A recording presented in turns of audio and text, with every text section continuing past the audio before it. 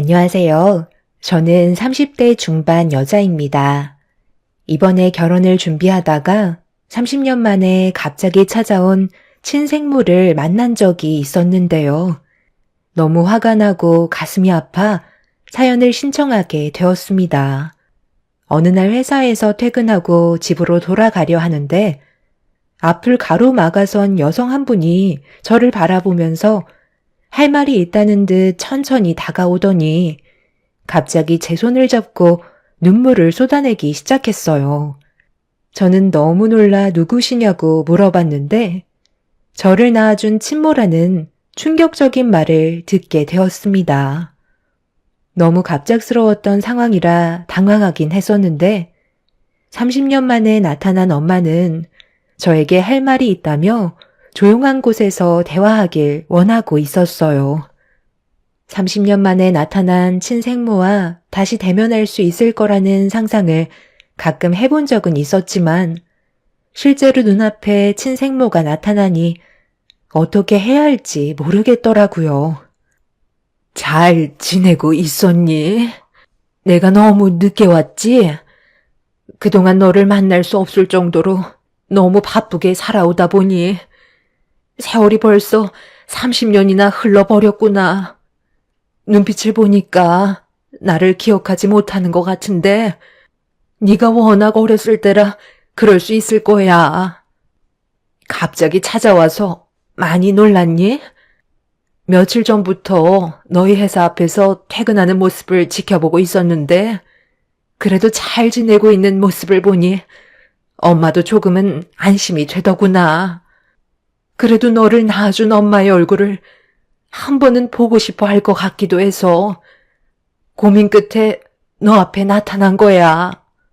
30년 만에 찾아온 엄마를 원망할 수도 있겠지만 그때는 사는 게 너무 힘들었고 우리 가족 모두가 굶어 죽을 수도 있었던 상황이었던 터라 너를 고아원에 두고 올 수밖에 없었어. 그때 6살 정도였던 너도 상처를 많이 받았겠지만 엄마도 너를 두고 오는 게 가슴이 찢어질 정도로 아팠는데 그때 단호하게 결정을 내리지 못했다면 우리는 이미 이 세상에 남아있지 못하는 존재가 되었을지도 몰라. 너를 사랑했기 때문에 내린 결정이었지만 나를 이해 못할 수도 있을 테고 원망도 많을 거야. 그런데 지금까지 살면서 단 한 번도 너를 잊은 적이 없었기 때문에 늦긴 했지만 힘들게 찾아다닌 결과 우리가 얼굴 마주할 수 있게 된 것 같다. 그만큼 엄마의 사랑은 변함이 없었다는 거야. 너를 낳아준 엄마가 어떻게 잊을 수 있겠어. 그만하세요. 그래서 용건이 뭔데요? 30년 만에 제 앞에 나타나신 이유가 있을 텐데 사는 게 많이 어려워지셨나요? 찾을 마음이 있으셨으면 진작에 오셨겠죠. 그동안 제가 어떻게 어디에서 살고 있는지 전부 다 파악하신 건 아니고요. 제가 버려졌던 고아원 아직까지 운영하고 있어요. 그럼 저를 두고 가신 고아원에 연락 한 통만 해보셨다면 바로 확인 가능하셨을 텐데요. 저는 지금도 저를 이 자리에 있게 해주신 분들의 은혜를 잊지 않고 아직까지 봉사하러 다니고 있어요. 제가 왜 그렇게까지 했는지 알아요?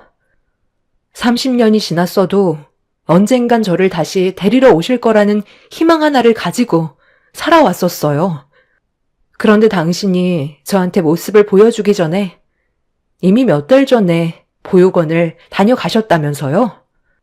그리고 제가 어디서 어떻게 살고 있는지 물어보셨다고 하던데 그 이후로 단 한 번도 보육원에 찾아오신 적 없으셨잖아요. 그동안 제 뒷조사를 하고 다니셨나요? 보육원에서는 제가 어디 회사에서 근무하고 있는 건 전혀 모르고 있는데 제 앞에 나타나신 건 그동안 저를 미행하셨다는 거잖아요. 못 먹고 못 살면 평생 나타나지 않을 생각이셨는데 제가 잘 먹고 잘 사는 모습을 보니까 뭐라도 뜯어 먹으려고 제 앞에 나타나신 거죠? 저도 지금까지 살아오면서 눈치밥을 몇 년이나 먹었는데 그 정도 하나 눈치 못 챘을까 봐요. 그런 슬픈 얼굴 하지 마세요.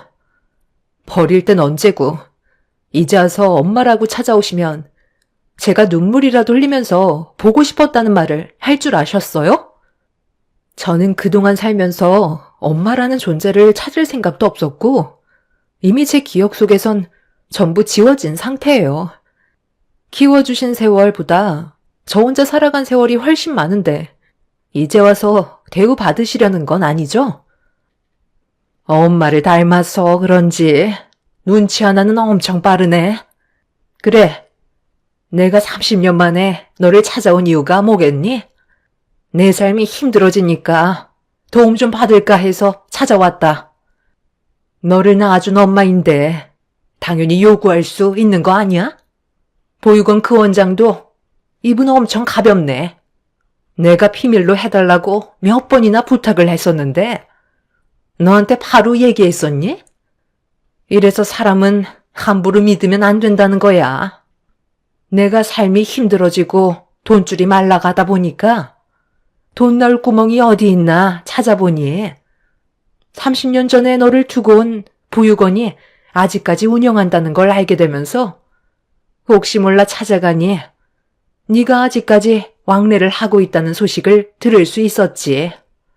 그래서 네가 언제 보육원에 찾아오는지 물어본 다음 그때부터 어떻게 사는지 궁금해서 뒤를 좀 밟아봤다.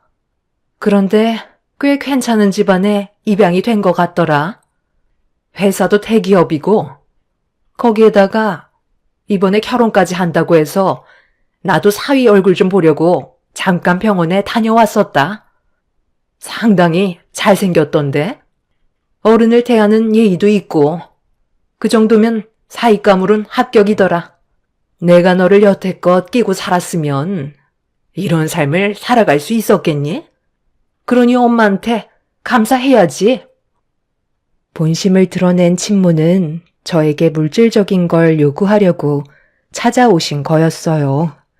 삶이 팍팍해졌다고 앞으로 잘 부탁한다며 제가 누리고 있는 삶이 온전하게 유지되고 싶으면 금전적인 보상을 꾸준히 해줘야 할 거라는 충격적인 말을 꺼낸 뒤 자리에서 일어나셨어요. 그리고 책상 위에 메모지 하나를 툭 던지면서 적혀있는 계좌번호로 다음 날까지 1,000,000원을 입금하라는 어이없는 말을 하셨네요. 남은 인생 딸 덕 좀 보면서 편하게 살자는 한마디를 던지셨어요. 제가 원하는 대로 해드리지 않겠다고 하자 엄마는 힘들게 쌓아온 인생이 무너지는 건 한순간이기 때문에 누가 잃을 게 많을지 잘 생각해보고 판단하라는 말을 하셨어요. 30년 만에 갑자기 나타나 저에게 돈을 요구한 친모의 모습이 너무 실망스러웠고 그런 사람의 뱃속에서 태어났다는 게 너무 진저리가 날 정도로 싫었어요.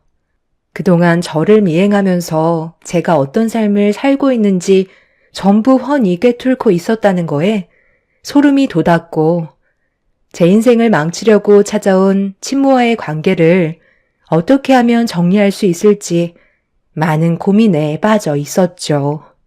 저 혼자서 해결할 수 있는 문제가 아니라는 판단이 서게 되면서 집에 들어와 부모님께 좀 전에 있었던 일들에 대해 전부 털어놓게 되었고 엄마와 아빠는 친모를 만났다는 것 또한 놀라셨지만 30년 만에 나타난 친모가 금전적으로 요구를 했다는 거에 입을 다물지 못하셨어요.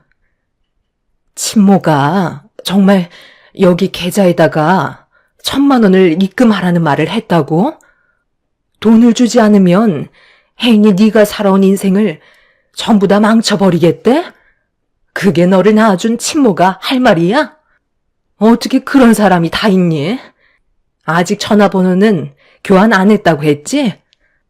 그럼 다음날 돈이 들어오지 않는다면 분명 회사 앞으로 찾아오겠네.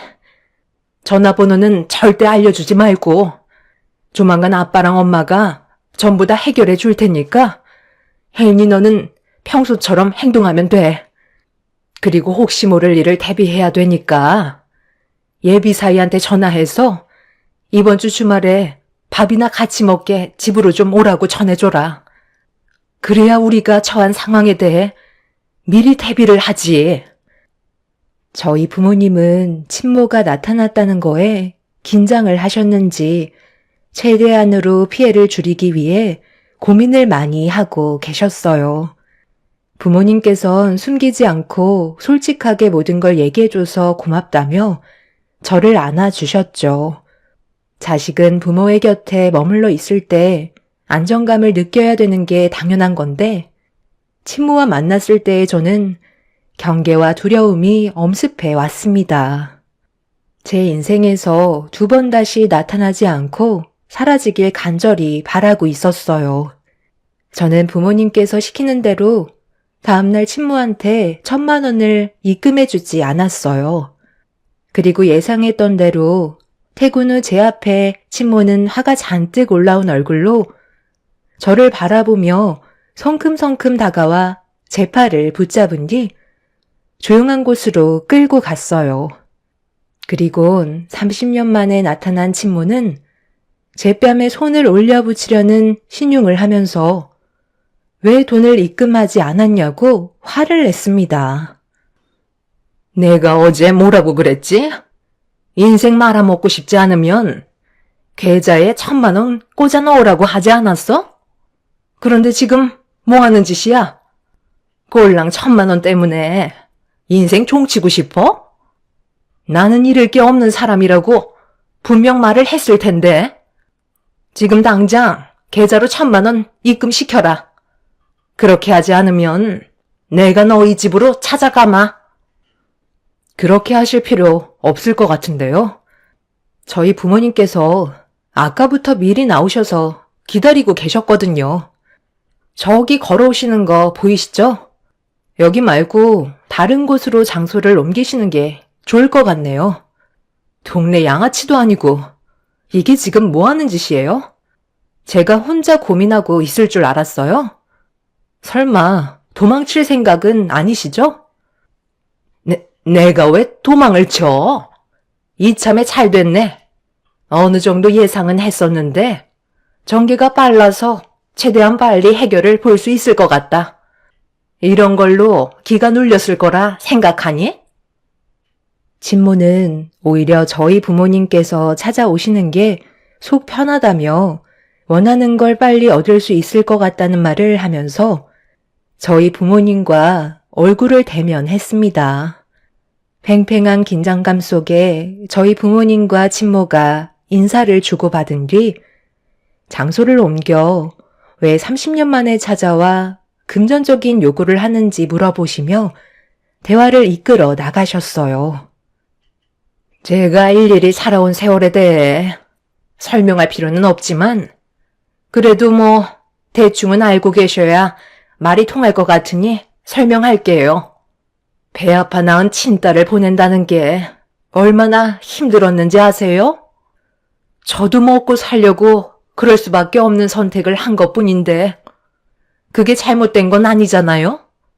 우리 둘이 헤어지지 않았다면 분명 둘 다 무사하지 못했을 거예요.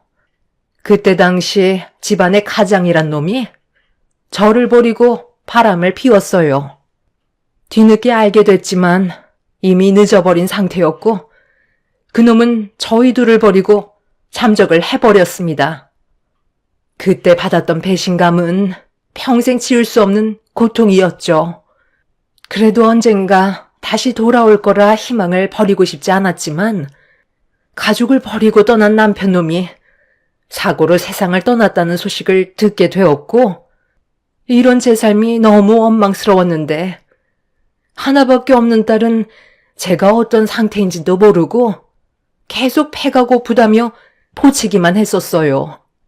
그런데 저를 바라보고 있는 얼굴에서 세상 떠난 남편놈의 얼굴이 자꾸 나타나더라고요. 너무 닮은 얼굴을 보고 싶지 않아 하루하루 사는 게 괴로울 정도였는데 그런 괴로움을 잊게 해준 한 사람이 찾아오면서 저는 결심을 하게 되었죠. 저를 사랑해주는 남자와 새 가정을 꾸리기 위해선 우리는 헤어질 수밖에 없는 사이였고, 그때 당시 고아원에 가면 가진 거 없는 엄마의 품보다는 괜찮을 것 같아 보내기로 결심을 하게 된 거였네요. 잠깐의 슬픔은 있었지만 저와 새롭게 시작하게 된 지금의 남편과 평탄히 잘 지내다 보니 미안했던 감정도 금세 사라지더라고요. 그렇게 몇 년 전까지 잘 살아가고 있었는데 저희 남편이 암으로 세상을 떠나면서 돈이 바닥나 삶이 궁핍해져 버렸죠. 그렇게 돈 나올 곳을 찾다가 제가 보육원에 버린 딸이 잘 살아있으면 경제적인 지원이 가능할 것 같다는 판단이 서게 되면서 찾아가게 된 거였고, 저보다 잘 살고 있는 모습들을 확인할 수 있었습니다. 솔직히 그쪽 분들은 돈 1,000만 원 우습게 쓸 정도로 형편이 좋잖아요. 그래서 세상 밖으로 나올 수 있게 만들어준 엄마한테 고마움의 표시로 금전적인 보상을 요구했던 건데, 그게 그렇게 잘못된 거예요? 어떻게 침몰하는 사람이 자기 딸을 버린 것도 모자라 30년 만에 찾아와서 돈까지 요구할 수 있는 거죠? 거기에다가 당장 돈을 입금시키지 않으면 인생을 송두리째 망가뜨리겠다는 게 친모가 할 말이 맞는 거예요? 제가 봤을 때 그쪽의 처음 남편이 바람 피우고 도망친 것보다 그쪽이 혜인이를 보육원에 버리고 떠났다는 게 인간으로서 더 못할 짓이라고 생각되는데요. 그쪽도 다른 남자와 눈이 맞아서 자식을 버리고 떠나버린 거잖아요.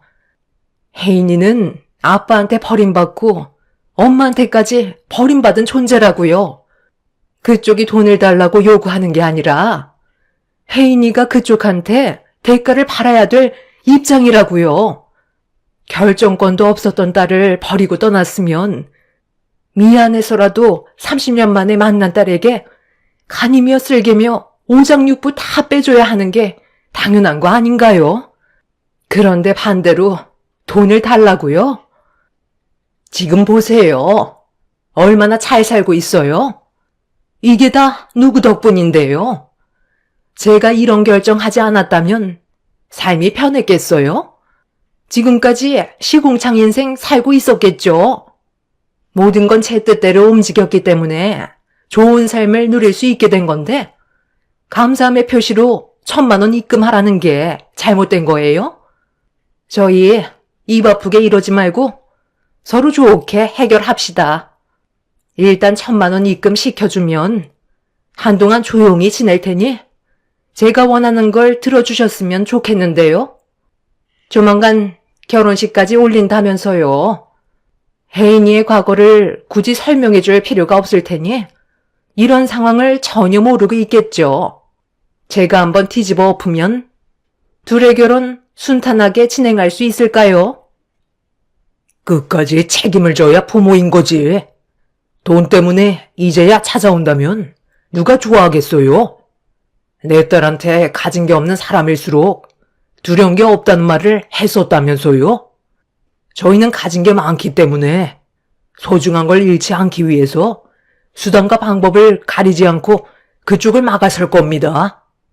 제가 봤을 때 피해는 그쪽이 더 많이 볼 것 같은데요. 괜히 사람 잘못 건드렸다가 더 나락으로 가지 말고 그냥 조용히 살던 곳으로 돌아가시죠. 좋게 얘기하는 것도 오늘이 마지막입니다. 저를 보호해 주시려는 부모님께 너무 감사했었어요. 저를 30년 동안 많은 사랑을 주시며 키워주셨던 분이고 단 한 번도 가족이 아니라고 생각해 본 적 없었기 때문에 제 앞에 친모가 나타나도 전혀 흔들리지 않았습니다. 남보다도 못한 사이가 되어버렸고 조금의 감정도 남아있지 않은 상태라 하루빨리 이런 안 좋은 관계가 정리되고 다시 예전처럼 정상적인 삶을 되찾고 싶은 마음뿐이었어요. 그렇게 저희 부모님과 친모는 한참 동안 날카로운 대화를 주고받으며 팽팽한 긴장감 속에서 친모는 저희 가족의 행복을 뺏으려 들었고 부모님은 친모에게 빼앗기지 않으려 조금도 뒤로 물러나지 않으셨어요. 결국 친모는 아무것도 얻어가지 못한 채 자리에서 일어났고 나중에 후회해도 소용없다면서 이를 갈며 돌아가셨습니다. 아빠는 걱정하지 말라며 저와 엄마를 안심시켜 주셨어요. 저를 입양하시고 지금까지 상당히 많은 사랑을 주신 부모님이 저에겐 든든한 버팀목이었어요. 저 또한 두려울 게 전혀 없었습니다. 그런데 저희가 먼저 친모의 사실을 예비 신랑에게 말을 하기 전에 친모가 먼저 선수를 치게 되면서 저희 가족을 난감하게 만들었어요. 예비 신랑한테 전화가 왔는데 친모라는 분이 찾아왔다며 병원으로 와달라고 하길래 너무 놀란 저는 예비 신랑이 일을 하는 곳으로 급하게 달려가 둘이 휴게실에 앉아있는 모습을 보게 되었죠. 왔니? 사이가 너무 예의가 바르네. 우리 딸이 남자 하나는 제대로 물었는데 그런데 사위는 내가 너를 낳아준 친엄마라는 사실을 전혀 모르고 있던데? 이렇게까지 해야 되겠어요? 친모라면서 제가 행복해지는 것보다 불행해지는 걸 바라시는 거예요? 왜 이렇게까지 해야 되는 거죠? 여기는 이 사람이 일하는 곳이니까 당장 나가주세요. 이런다고 달라질 게 있을 줄 알아요? 형욱 씨, 나랑 잠깐 따로 얘기 좀 해. 내가 어떤 상황인지 전부 설명할게. 당황스러워하는 얼굴로 저와 친모를 번갈아가며 쳐다보고 있던 예비 신랑은 저에게 다가와 어떻게 된 거냐고 물어보길래 저는 예비 신랑을 데리고 나와 단둘이 대화할 수 있는 곳으로 자리를 옮겼어요. 원래의 계획은 주말에 모든 사실을 얘기하려 했는데 친모가 먼저 움직이는 바람에 설명할 타이밍을 맞추지 못했다면서 친모가 어떤 사람인지에 대해 전부 솔직하게 털어놨습니다. 예비 신랑은 저에게 친모가 있었다는 사실과 보육원에서 입양이 되었다는 과거의 삶에 대해 충격을 받기보다 제가 친모에게 버림을 받았다는 거에 마음을 아파했고 예비 신랑 또한 친모를 향한 분노가 차오르고 있었죠. 나중에 저희 부모님께서 모든 걸 다시 설명해 주실 거라며 먼저 친모를 병원에서 내쫓는 게 우선일 것 같다고 하자 예비 신랑 또한 그게 맞는다고 판단했는지 휴게실로 다시 가려고 하는데 갑자기 예비 신랑에게 전화가 왔어요. 그날 저녁에 예비 시부모님께서 잠깐 얼굴 좀 보길 원하신다며 결혼에 대해 대화를 나누고 싶어 하신다는 말에 저녁에 찾아뵙기로 결정을 한 다음 휴게실 문을 다시 열려고 하는데 안에서 친모가 통화하는 목소리가 들리길래 잠깐 귀 기울여 듣게 되었죠. 아들, 밥은 먹었어? 벌써 12시가 넘었는데 이제 그만 자고 일어나서 밥 먹어야지. 상의에 용돈이 있으니까 그걸로 오늘 필요한 데 쓰면 될 거다. 엄마는 지금 일하러 나왔지. 요즘 돈벌이가 쉽지가 않네. 면접 일정이 잡혔다고? 그거 정말 잘 됐다. 그래, 너도 이제 엄마한테 효도 한번 해봐라. 엄마도 나이를 먹어서 그런가. 밖에서 돈 버는 게 쉽지가 않아. 우리 아들도 결혼 준비는 잘 되어가고 있어?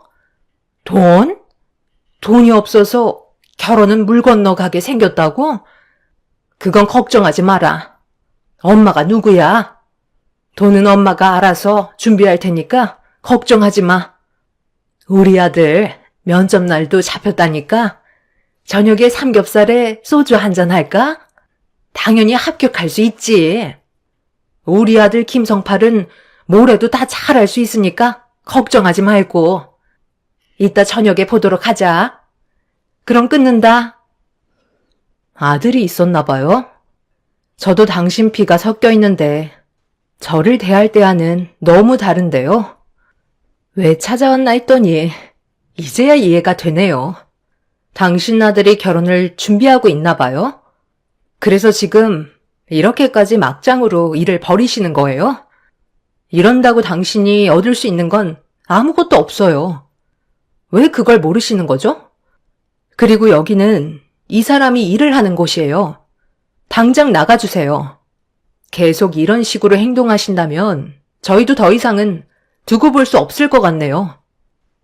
둘이 아주 깨가 쏟아질 정도로 서로를 사랑하고 있나 봐. 그런데 이거 어쩌나? 나는 지금까지 살면서 원하는 걸 얻어가기 전까진 끝까지 물고 늘어지는 성격을 가지고 있기 때문에 내가 원하는 게 손에 들어오기 전까진 물불 안 가리고 막 나갈 거다. 내가 통하는 걸 다 들었나 본데 내 아들이 결혼 문제 때문에 상당히 어려움을 겪고 있거든. 아, 너 동생이기도 하지? 자식이 원하는 걸 이루어주는 게 엄마의 역할 아니겠어? 내가 저번에 둘이 미행하면서 혼담을 나누는 걸 듣게 됐는데 결혼이 얼마 남지 않았더라고.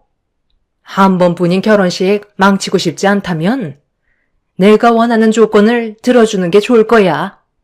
나도 이제 더 이상은 좋게 말로 하지 않을 거고 원하는 걸 얻지 못하면 막 나가기로 결정했다. 내가 너를 낳아준 값으로 10억 내와라. 의사 사이 얻었는데 그 정도는 해줄 수 있는 거잖아? 사이가 의사인데 10억 정도야 껌값 아니야? 원래 계획은 1,000만 원 받고 나중에 돈 떨어지면 또 찾아와서 돈 타갈 생각이었는데 시간이 많이 급한 관계로 한 번에 일시불로 받아야 되겠다. 10억 받고 2번 다시 너 앞에 나타나지 않을 테니까 서로 힘 빼지 말고 좋게 끝내도록 하자. 내 말 무슨 뜻인지 알겠지?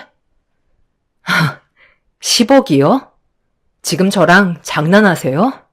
10억이 누구 애 이름도 아니고 그 많은 돈을 어떻게 표정 하나 변하지 않고 뻔뻔하게 달라고 하실 수 있어요?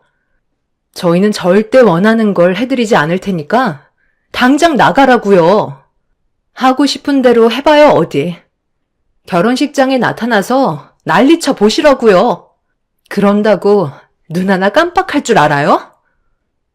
제가 원하는 대로 되지 않자 친모는 자리에서 일어나 자기 아들의 결혼식을 준비해야 된다면서 저를 밀치며 돈을 토해내라고 막말을 퍼부었어요. 30년 만에 나타나 따뜻한 말 한마디, 그동안 미안했다는 한마디 해주는 게 아닌 자기 아들 결혼식과 앞으로 먹고 살 돈이 필요하다며 10억이라는 말도 안 되는 돈을 달라는 친모가 사람이 맞는지 의심스러웠습니다.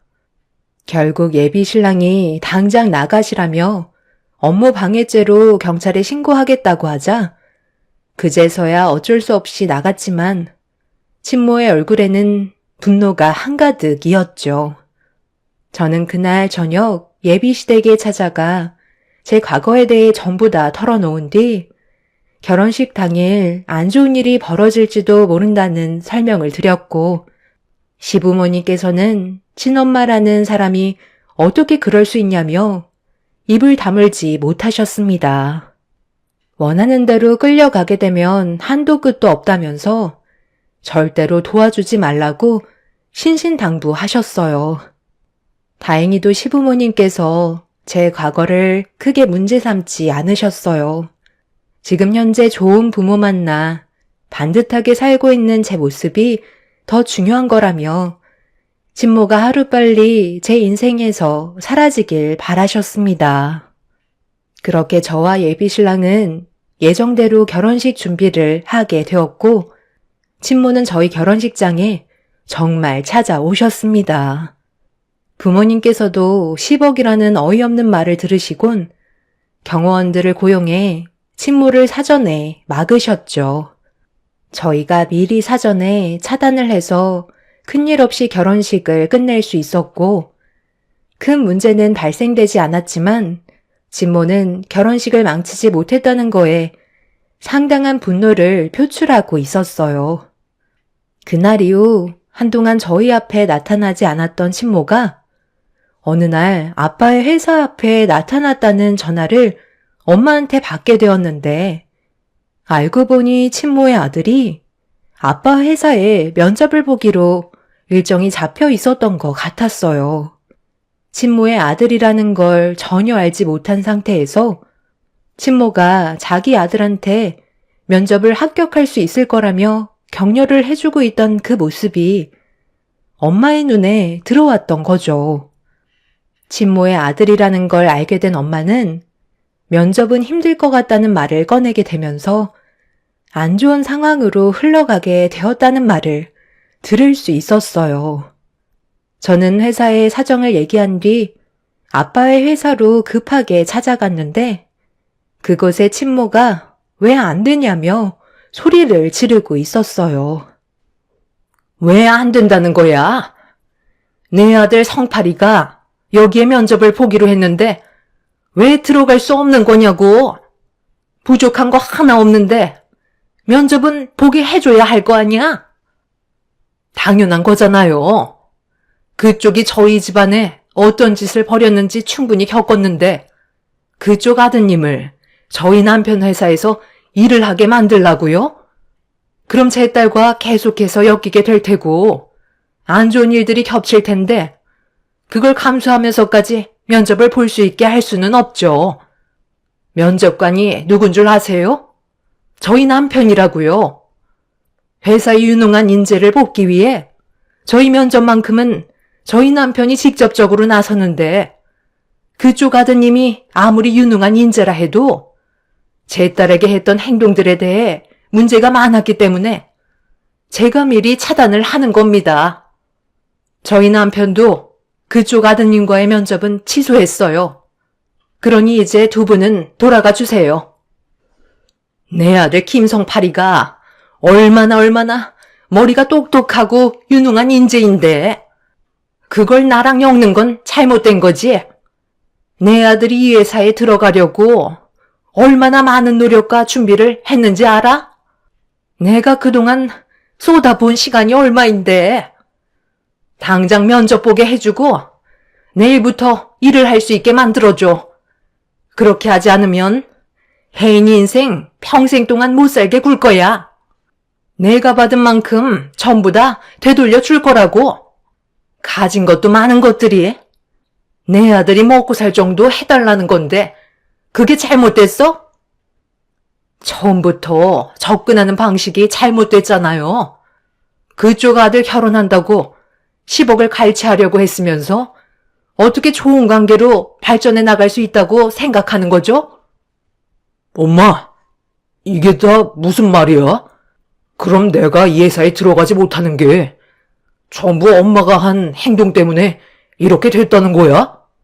아니 어떻게 내 인생을 무너뜨릴 수 있어? 돈 벌고 있다면서 다른 사람의 돈을 빼앗으려 했던 거야? 이 회사에 합격만 하면 결혼하는 건 그게 문제가 없었던 거였다고. 진모는 자기 아들이 화를 내며 진모한테 원망을 하자 아빠의 회사에서 일을 할 수 있게 해달라며 갑자기 무릎을 꿇었어요. 자기 아들의 인생은 망치지 말아달라며 친모와는 별개로 생각해달라고 했지만 아빠는 친모의 아들과의 면접을 거절한 상태셨습니다. 친모도 아들이 면접 보는 회사가 저희 아빠 회사인 줄은 전혀 모르고 있었는지 땅을 치며 눈물을 쏟아냈고 친모의 아들은 그런 엄마가 너무 창피하고 한심스럽다면서 그 자리에서 주저앉아 눈물을 쏟아내고 있었습니다. 자기가 사랑하는 여자와의 결혼도 물거품이 되어버렸다며 자기 엄마의 옷깃을 잡으며 흔들어대고 있었어요. 진모는 자기 아들한테 미안하다고 알아서 다 해결하겠다고 했지만 친모의 아들은 결혼을 올리지 못하면 절대 얼굴을 안 보겠다며 친모를 뿌리치고 그 자리를 벗어나 버렸습니다. 친모는 아들을 위해 돈을 마련하려던 것뿐이라며 저에게 처음으로 미안하다는 말을 건네셨어요. 하지만 저는 30년 만에 나타난 친모한테 너무 큰 실망을 해서 더 이상 아무 말도 하지 않고 충격을 받아 비틀거리는 엄마를 모시고 회사 안으로 들어갔어요. 건물 위에서 모든 걸 지켜보신 아빠는 그 사람들의 인생과 저희가 함께 섞이는 건 좋지 않을 것 같다고 판단해서 내린 결정이라며 가족을 지키기 위해 그 사람들을 내친 거라고 말씀하셨죠. 친모의 아들은 자기 엄마에 대한 실망 때문인지 집에서 한 발자국도 나오지 않고 얼굴조차 보여주지 않자 친모는 자기 아들에게 용서를 받기 위해 애를 쓰고 있다는 소식을 들었습니다. 식당 일하며 벌어오는 돈으로 생활을 유지하고 있다가 친모의 아들과 결혼을 약속했던 여자분이 다른 남자와 결혼을 계획했다는 소식을 접하게 되면서 그 분노가 전부 친모에게로 돌아가게 되었고 친모에게 손까지 올렸다는 충격적인 상황을 듣고 말았습니다. 인생을 막 살기로 한 친모의 아들은 술에 쩔어 폐인처럼 살고 있다곤 하지만 그런 삶이 참 안타깝기만 합니다. 30년 전에 저를 버렸으면 떵떵거리고 잘 살면 될 것을 저보다 못한 인생을 살고 있는 친모를 보니 뿌린 대로 거둔다는 걸 확실히 느낄 수 있었죠. 술 중독에 손버릇까지 안 좋은 아들을 데리고 사는 친모는 왜 그런 삶을 택했을까요? 그런 아들이 저희 아빠 회사에 들어와서 일을 했었다면 그것도 문제가 많았을 것 같네요.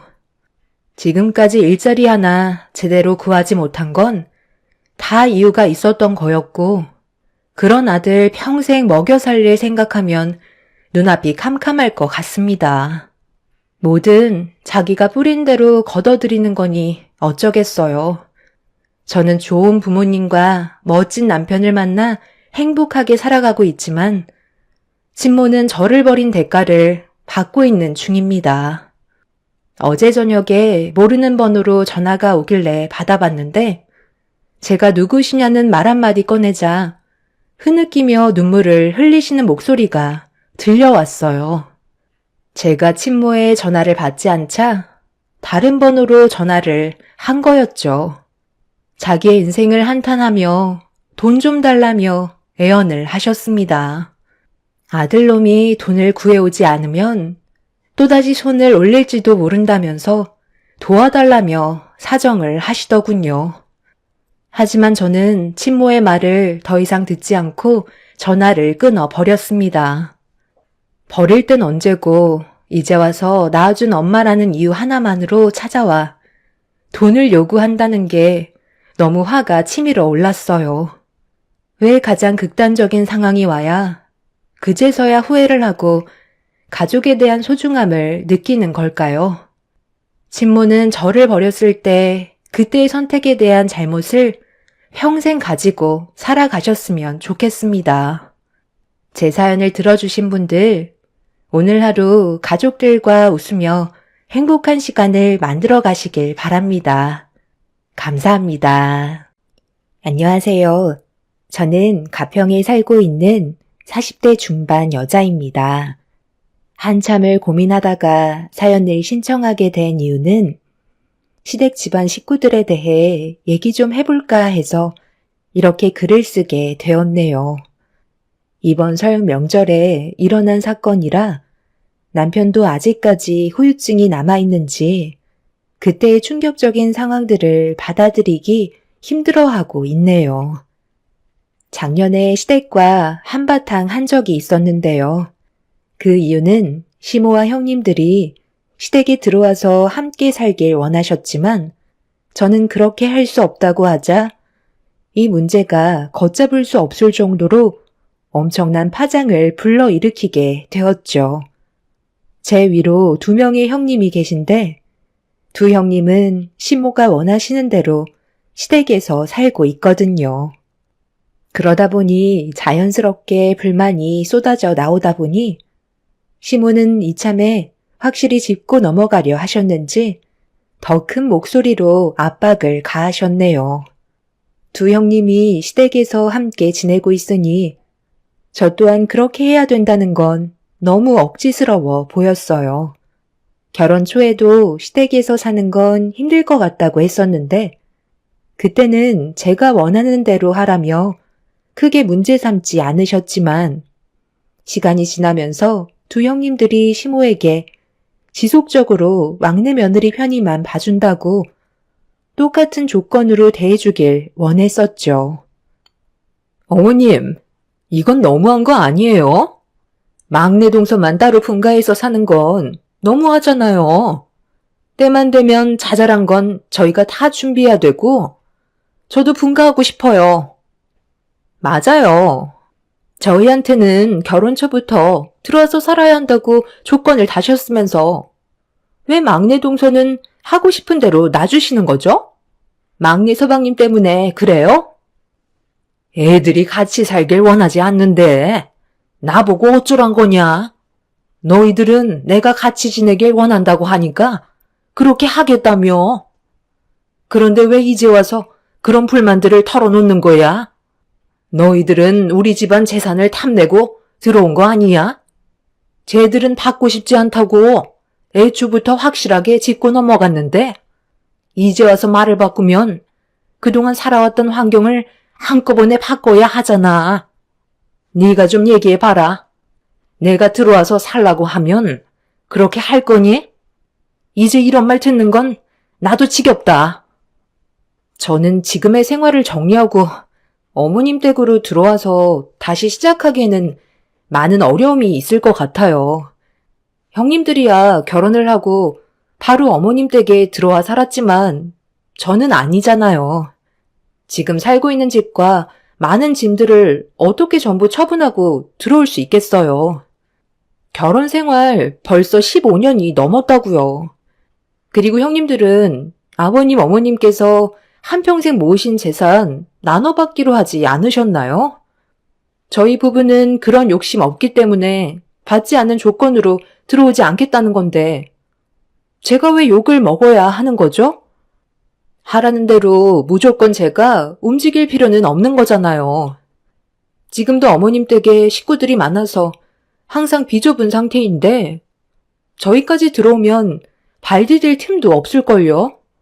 그리고 저희 엄마를 보살펴 드려야 하는 것도 잘 알고 계시잖아요. 제가 지금까지 시댁 행사 걸은 적 있었나요? 때 되면 그래도 새벽같이 와서 제 선에서 할 수 있는 건 최선을 다해왔는데 형님들은 매일 집안 살림하는 것 때문에 불만을 가지시는 거잖아요. 제 말 틀렸나요? 어머님, 정말 웃기지 않아요? 시댁에 들어와서 어머님 모시는 건 싫으면서 자기는 서방님 데리고 자기 엄마 모시고 있는 거잖아요. 너무 이기적인 것 같아요. 그만들 해라. 그건 다 사정이 있어서 그런 거잖아. 됐다. 이제 그만해라. 쟤들은 지금의 상황에서 변화를 줄 수는 없을 것 같다. 그런데 너희들은 나랑 사는 게 그렇게 싫은 거니? 처음부터 싫으면 싫다고 확실하게 얘기한 것도 아니잖아. 지금도 늦지 않았다. 너희들이 원하면 분가해도 되니까 하고 싶은 대로 해라. 그렇게 되면 저희한테 주실 재산은요? 그럼 그건 막내 동서네와 나눠야 하는 거잖아요. 제가 이 집에 들어와 산 세월이 몇 년인데 그 시간 아까워서라도 버티고 살 거거든요. 막내 동서는 나랑 나중에 따로 얘기 좀 해야 될 것 같네. 아주 혼자 편하게 지내니까 개념을 상실한 것 같아. 어른이 얘기하는데 상당히 예의 없게 말을 받아치네. 동서도 며느리로 들어온 지 꽤 됐다 이거야? 어머님이 맨날 막내라고 감싸기만 하시니까 동서가 머리만 커진 거잖아요. 제가 시댁에 들어와 살지 않는 게 두 형님들은 불만이었고 시모는 중간에서 상당히 난감하셨는지 저와 형님의 사이에서 눈치만 보고 계셨습니다. 그렇게 되다 보니 시모도 점점 지쳐가시는 것 같아 보였어요. 저한테 재산을 나눠주는 건 싫으면서 모임이 있을 때만 시댁에 찾아오는 건 또 보고 싶지 않았던 것 같았네요. 저는 형님들의 불만을 이해할 수가 없었어요. 본인들이 싫으면 나와서 살면 되는 걸 재산은 받고 싶으니까 시댁에서 나오지 못하고 발목이 잡힌 상태로 지금까지 버티며 살아왔었으면서 쓸데없이 저한테 화를 돌리는지 알 수 없었네요. 서로의 안 좋은 감정들이 계속해서 쌓이면서 점점 더 문제가 커지기 시작하자 시모가 저를 따로 부르셨어요. 그리곤 앞으로 어떻게 하면 좋을지 형님과 저와의 관계를 좋게 풀 수 있는 방법에 대해 진지하게 의논을 하게 되었죠. 무슨 얘기 하시는지 충분히 이해하는데요. 그렇다고 저희 엄마를 요양원에 모시면서까지 어머님 댁에 들어와 살 수는 없어요. 꼭 이렇게까지 해야겠어요? 나도 너한테 이런 말 꺼내는 게 쉽진 않지만 지금 집안 돌아가는 상황을 봐라. 내가 그러지 말라고 몇 번이나 화를 내고 너희 사정을 얘기했는데 이거 봐봐라. 달라지는 건 하나도 없잖니. 그렇다고 너를 우리 집에 오지 말라고 할 수도 없는 노릇이니. 내 속은 얼마나 답답한지 잘 알겠지? 사도는 좀 어떠시니? 어머님 마음 충분히 이해하고 있어요. 하지만 저희 그동안 살아왔던 생활을 버리면서까지 들어와 사는 건 문제가 있다고 생각해요. 나중에 제가 형님들이랑 따로 얘기해서 좋게 풀어보도록 할게요. 그리고 저희 엄마는 귀만 안 들리시지? 아직 건강 상태는 양호하신 편이세요. 그럼 저는 형님들 일손 도우러 나가볼게요. 시모와 대화를 나누고 있는데도 두 형님들은 계속해서 투덜거리는 목소리가 밖에까지 들려오고 있었어요. 시모도 형님들 눈치를 보느라 스트레스가 상당히 많은 것 같아 보였습니다. 그렇게 주방에서 저에 대한 불만을 표현하면서 저녁 식사를 준비 중이었던 형님들 사이로 저도 일손을 거들었는데 형님들이 저와 할 말이 있다며 음식을 준비하다 말고 밖으로 불렀고 좋게 대화로 풀어나가려 했지만 형님들의 압박은 결국 제 성격을 건들고 말았습니다. 가족은 원래 함께 하는 거 아니야? 15년 동안 분가했으면 된 거지. 언제까지 우리가 동서 편의를 봐줘야 하는 건데? 귀가 안 들리는 동선의 어머님 모시고 살면 서방님만 힘든 거 아니야? 내가 봤을 때 우리보다 동서가 훨씬 더 이기적인 것 같아. 자기 하고 싶은 대로만 살고 있잖아. 우리는 뭐 이렇게 살고 싶어서 어머님 댁에 눌러붙어 사는지 알아? 동선의 어머님, 이제 그만 요양원에 보내드리고 동서도 시댁에 들어와서 농사일 같이 도왔으면 좋겠어. 아직도 일손이 부족해서 외국인 일꾼 쓰는 거 잘 알고 있지? 방도 남는데 놀리는 것보다 동서가 채워주면 가족끼리 화목하게 살아갈 수 있지 않겠어? 너무 오랜 시간 단독 생활해서 감을 잃었나 본데 집안 어른이 좋게 얘기할 때 들어야 하는 거야. 사람은 누구나 한계라는 게 있는 거고 그 이상으로 넘어가게 되면 그땐 이미 후회도 늦어버리는 거라고. 올해 안에 무조건 들어올 준비했으면 좋겠어. 집안 살림 꾸리며 사는 게 힘든 거지. 처분하는 건 금방 하잖아? 동서는 그냥 옷가지만 챙겨서 몸뚱이만 들어오면 된다고. 재산은 당연히 15년간 따로 살았으니까 그 기간만큼은 제외하고 받으면 될 것 같네. 그렇게 해줄 수 있지? 형님, 아버님께서 농사일을 워낙 크게 하셔서 재산이 많은 건 알고 있긴 하지만 저는 돈에 대한 욕심이 없어요. 그냥 소박하게 살면 그걸로 만족한다고요.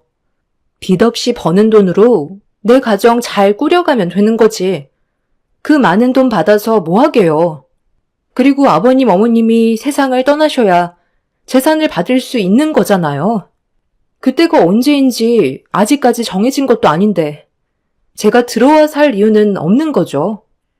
저 혼자 편해 보여서 계속 강요하고 계신 것 같은데 밖에서 사회생활 하는 것도 쉬운 건 아니에요.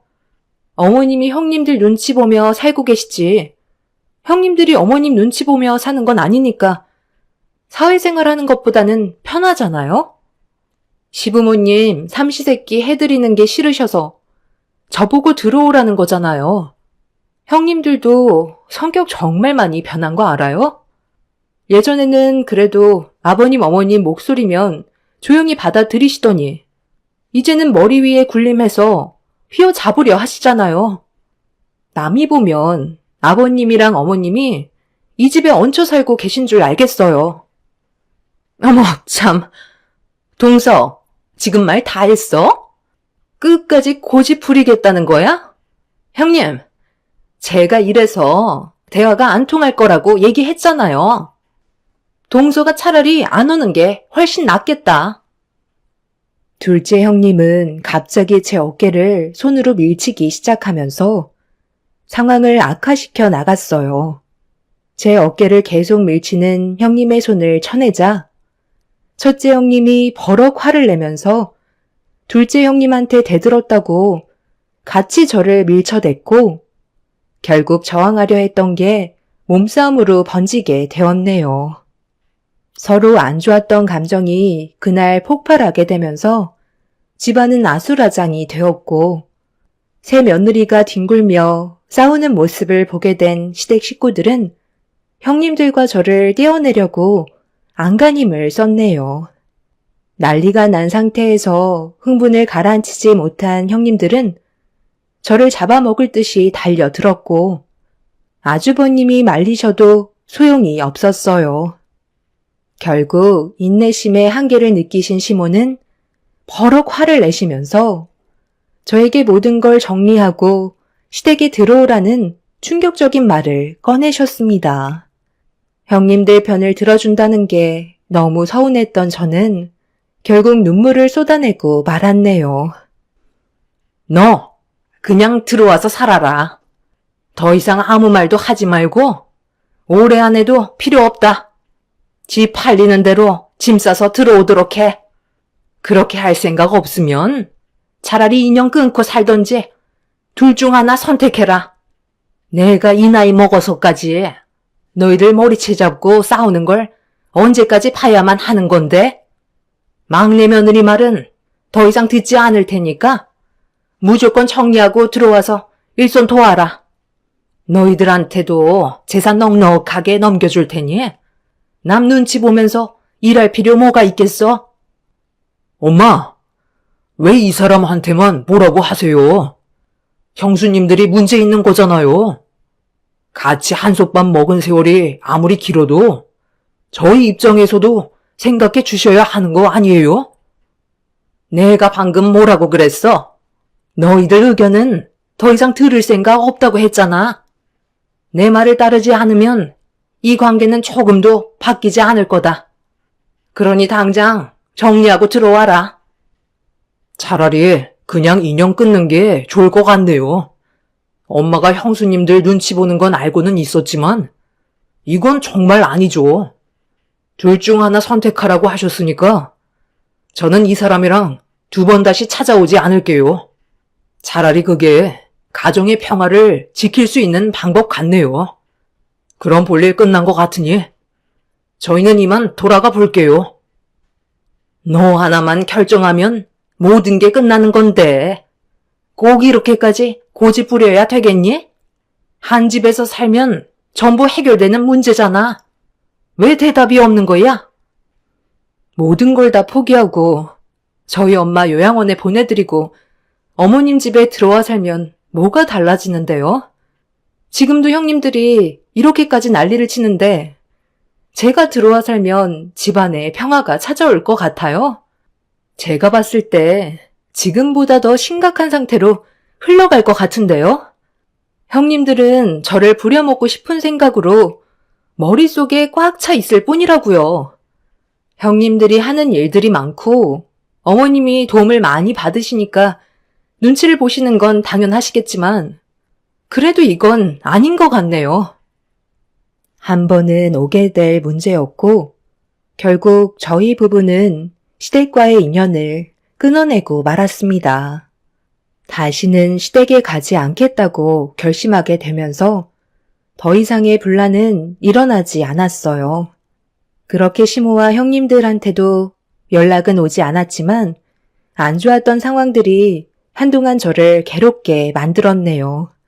말로는 인연을 끊겠다고 했지만 살다 보면 그렇게 안 되는 걸 알기 때문에 앞으로 어떻게 살아가야 할지 많은 고민에 빠지게 되었죠.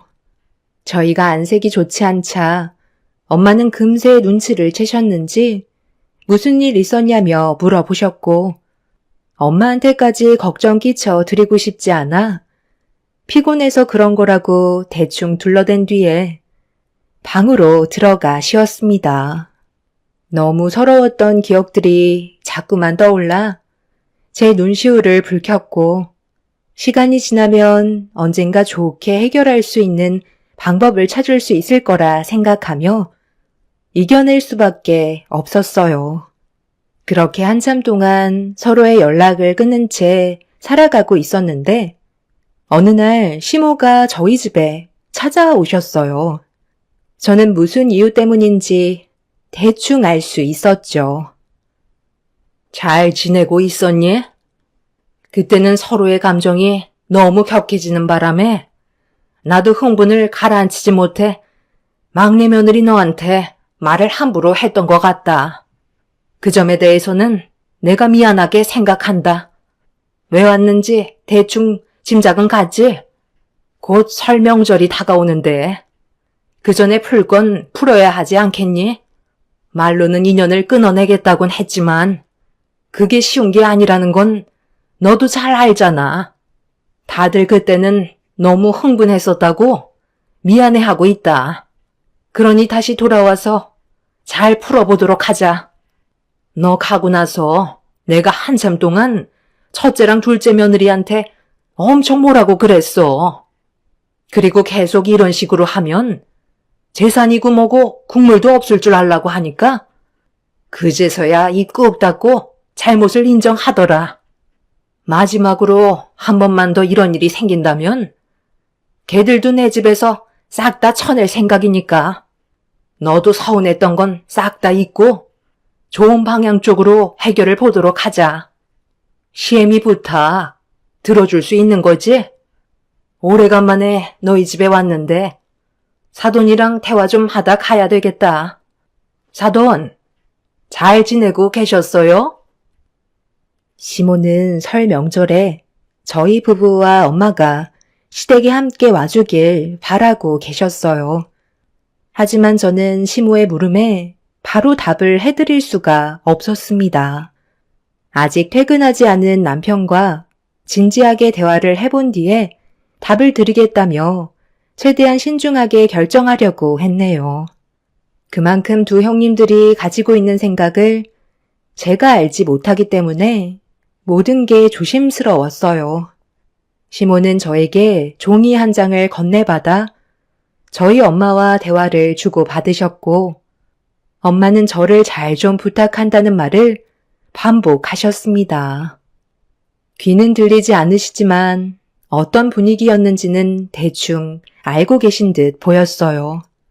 아빠가 몇 년 전에 암으로 세상을 떠나시기 전에는 항상 옆에서 엄마를 돌봐주시고 두 분이 의지하며 잘 지내셨는데 세상을 떠나시고 나서 홀로 되신 엄마가 충격을 많이 받으셨고 생활에 적응을 못하셔서 여동생과 상의 끝에 번갈아 가며 엄마를 모시기로 결정을 한 상태였어요.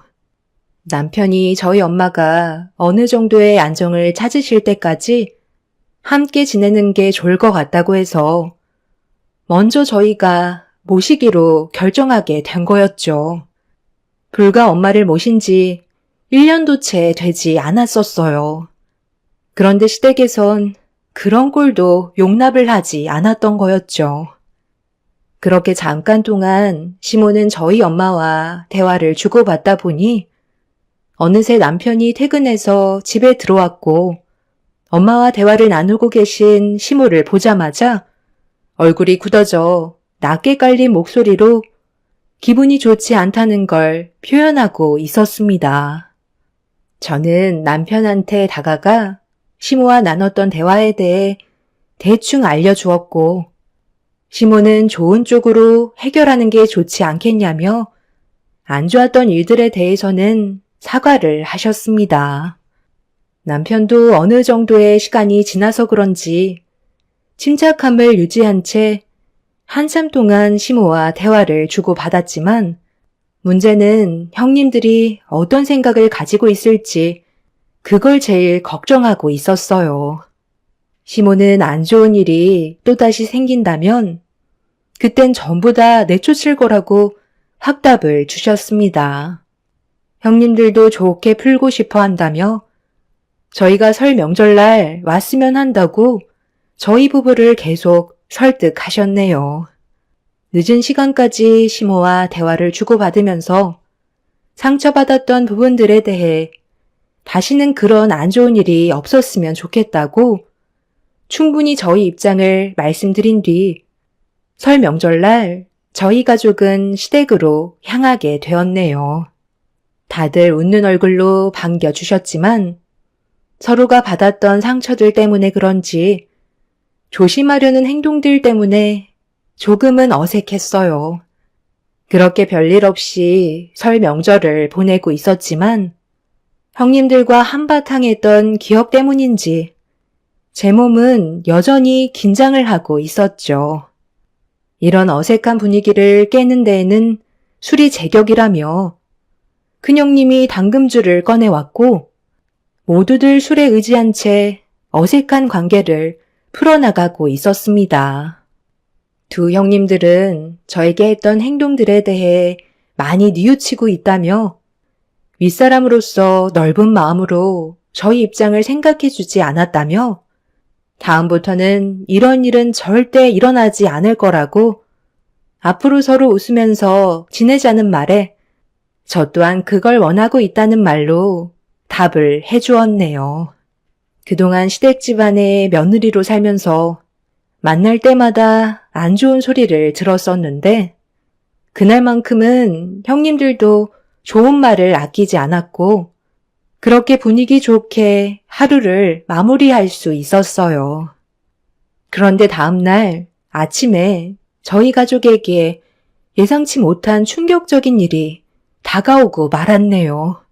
아침이 밝아오고 눈을 떴을 때 두 형님과 시모는 아침상을 준비하고 계셨고 저도 서둘러 일손을 돕기 시작했어요. 그런데 엄마가 보이지 않아서 시모에게 여쭤보니 잘 모르겠다며 동네 한 바퀴 돌고 계신 거 아니냐고 크게 신경 쓰지 않길래 시모의 말대로 아침 공기 쐬러 잠깐 집 앞에 나가 계신 줄 알았습니다. 창밖을 쳐다보니 엄마가 안 보이시길래 형님들에게 양해를 구하고 엄마를 찾으러 나갔어요. 귀가 안 들리시기 때문에 멀리 가는 건 위험해질 수 있는 상황이었죠. 그런데 집 주변을 아무리 돌아봐도 엄마가 보이지 않더라고요. 전화를 해봤지만 역시나 받지 않으셔서 저는 점점 불안해지고 있었죠. 결국 다시 집으로 돌아와 남편한테도 도움을 요청했고 그렇게 동네 한 바퀴 돌며 엄마를 찾고 있는데 남편이 저를 급하게 부르며 빨리 구급차를 부르라고 도움을 요청했어요. 저는 남편이 있는 곳으로 달려가 무슨 상황인지 확인을 하는 순간 너무 충격적인 모습에 비명을 지르고 말았습니다. 엄마가 농수로에 빠져서 의식을 잃어버린 상태셨어요. 얼마나 계셨는지 입술은 보라색을 띠고 계셨는데 머리에는 출혈까지 있으셨네요. 제가 너무 놀라 아무것도 못하자 남편이 정신 차리라며 소리를 질렀고 그제서야 떨리는 손으로 119에 전화를 걸어 도움을 요청했습니다. 남편은 집에 가서 덮을 수 있는 걸 최대한 많이 가지고 오라고 하길래 서둘러 시댁으로 들어가 방에 있던 이불을 꺼내 나오자 갑자기 형님들이 저를 막아 세웠어요. 동서, 어디를 가길래 그 많은 이불을 가지고 밖으로 나가려는 거야? 무슨 일이라도 생긴 거야? 한창 정신없이 아침상 차리고 있는 거 몰라? 와서 도와야 할 거 아니야. 어제 우리 좋게 푼 거 아니었어? 그럼 동서도 우리한테 노력하는 모습을 보여줘야지. 이러면 달라지는 건 아무것도 없는 거잖아?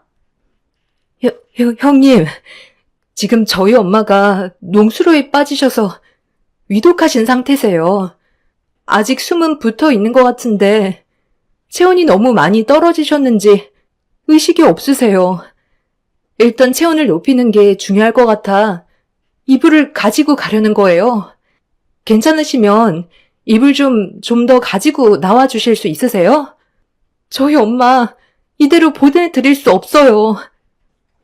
어머, 그래서 지금 아침상 준비 다 해놨는데 거기로 전부 다 가야 한다고?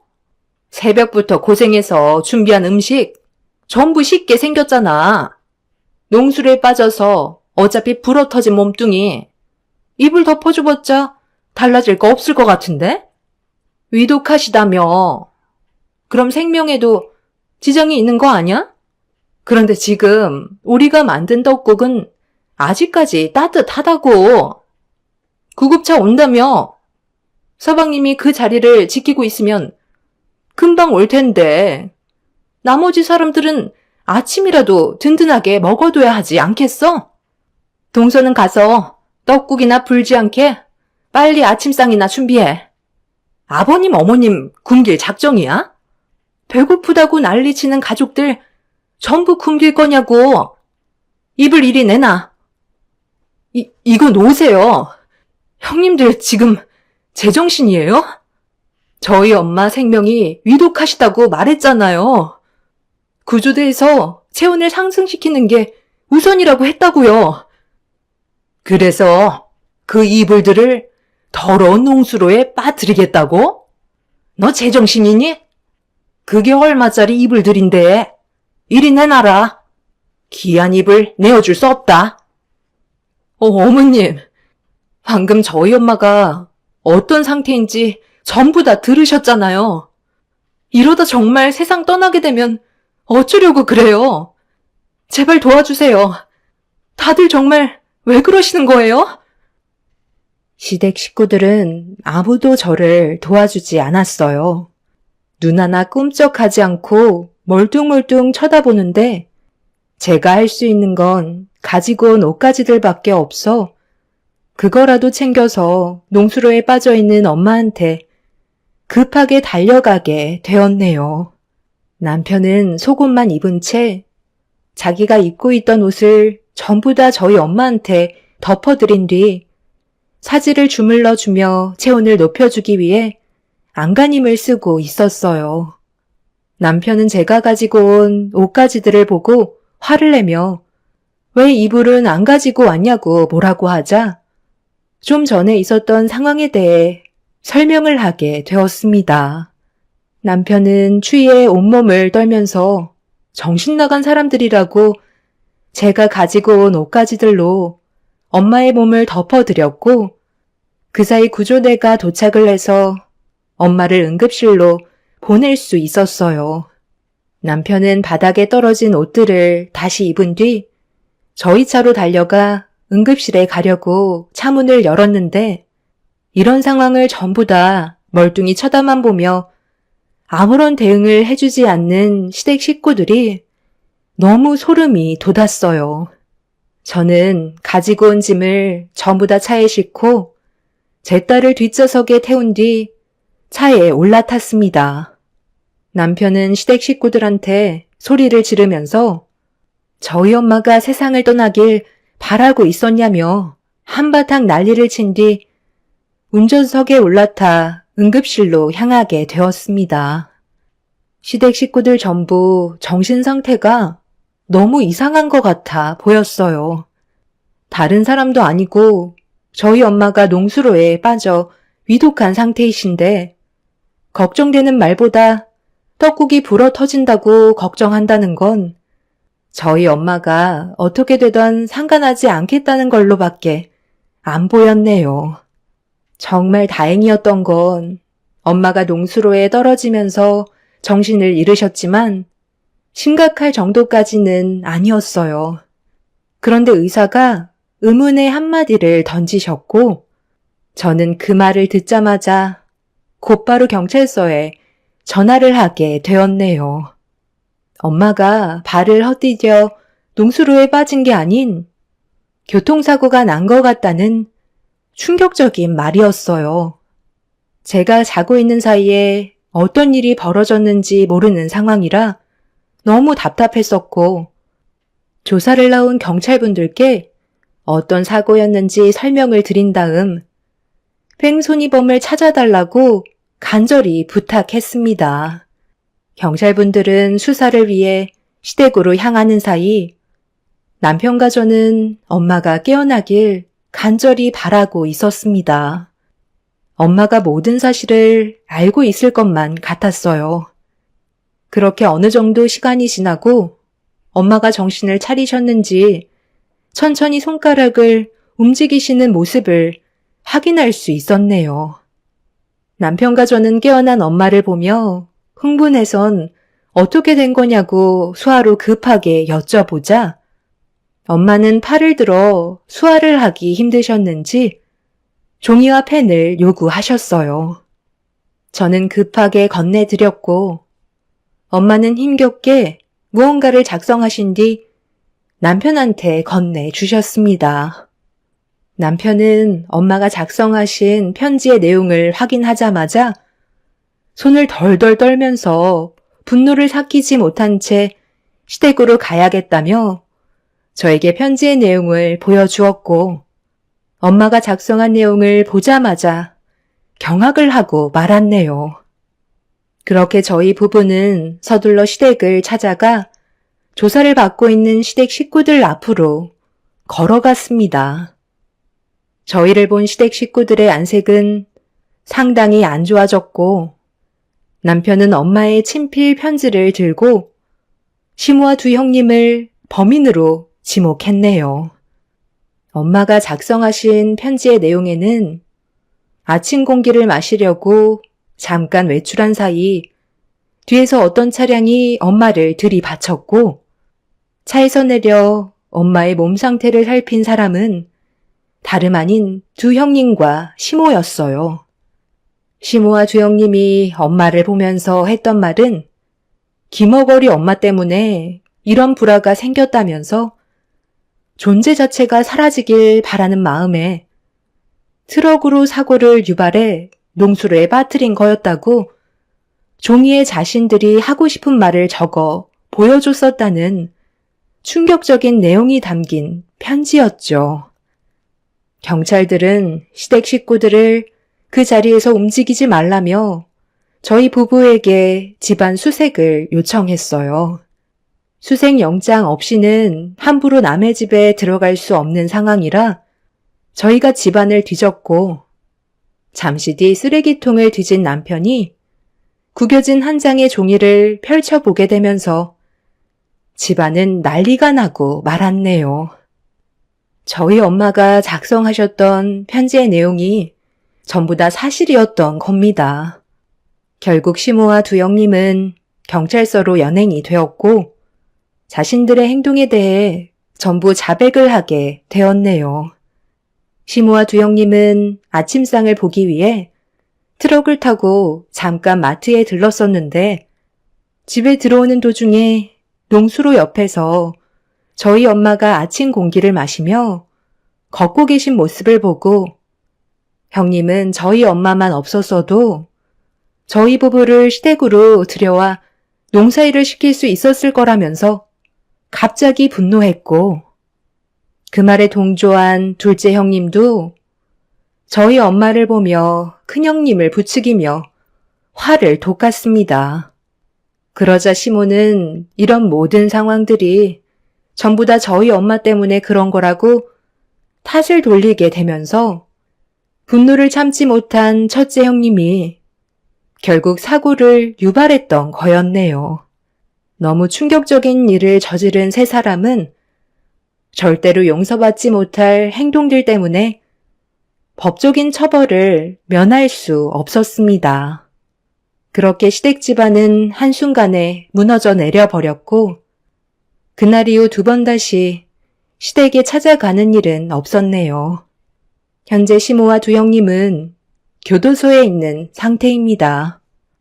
물론 계획적 사건이 아닌 충동적 사건으로 판결이 나 형량이 좀 줄어들긴 했지만 자신들이 선택한 행동에 대해서는 책임을 져야겠죠. 시부는 이런 충격적인 사실들 때문에 하시던 농사일을 전부 다 정리하고 저희 엄마한테 죄송하다며 재산의 일부를 보상금으로 주셨지만 마음이 좋지는 않네요. 집안의 가장들인 사람들이 하나같이 눈치만 보다가 사고가 터지고 나서야 저러는 모습 너무 꼴보기 싫었습니다. 시부와 아주버님들 또한 똑같이 잘못이 있다고 생각합니다.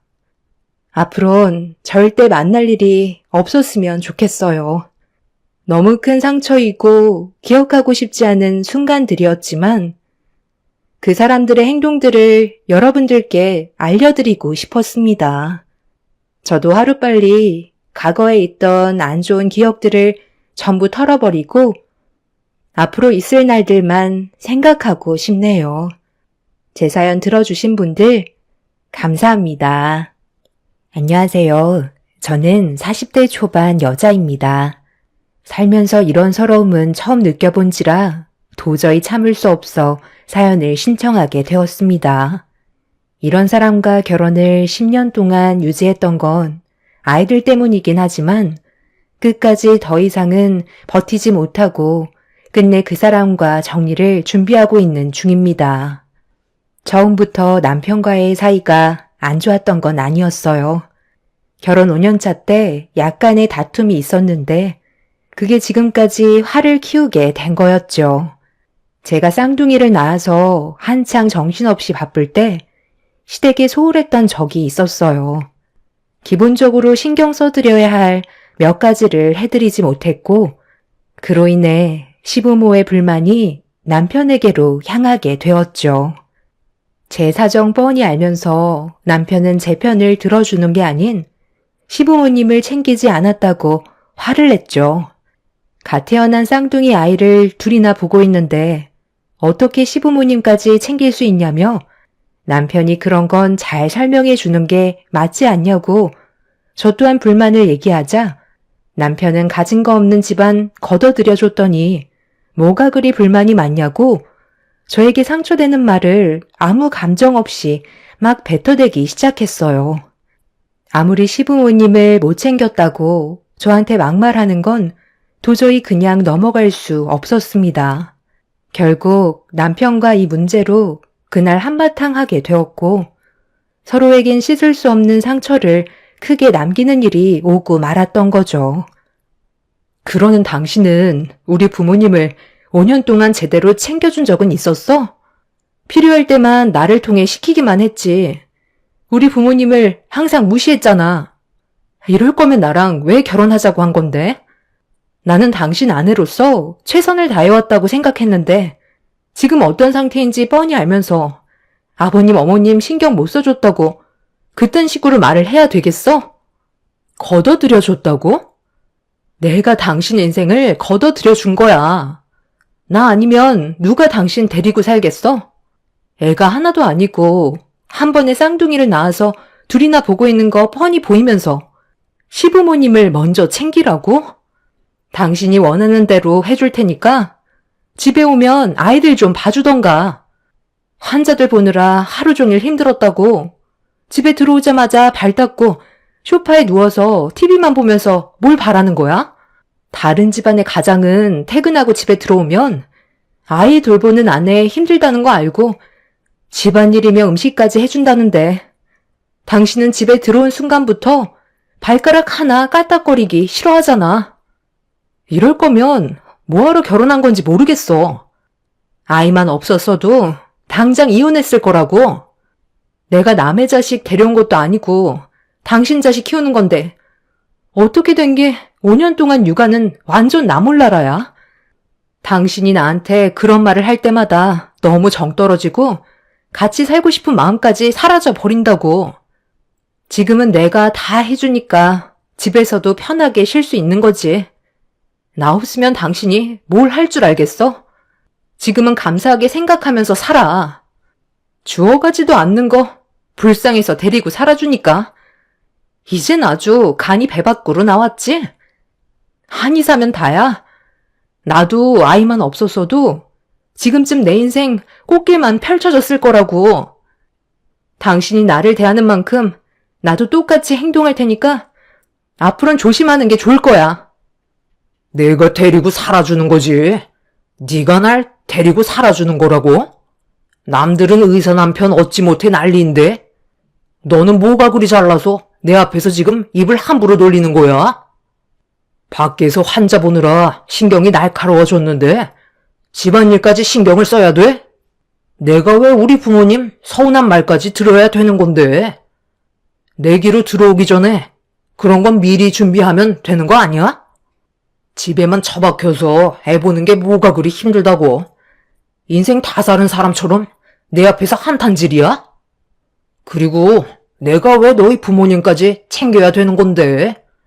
나 먹고 살기도 힘들고 신경 쓸 것도 한두 가지가 아닌데? 장인 장모님 기분까지 살펴줘야 되는 거야? 한의사 사이 얻었으면 알아서 맞춰줘야 하는 거 아니냐고. 너 말 잘했다. 남들은 의사 사이 얻으면 집안이 거덜날 때까지 퍼준다고 하더구만.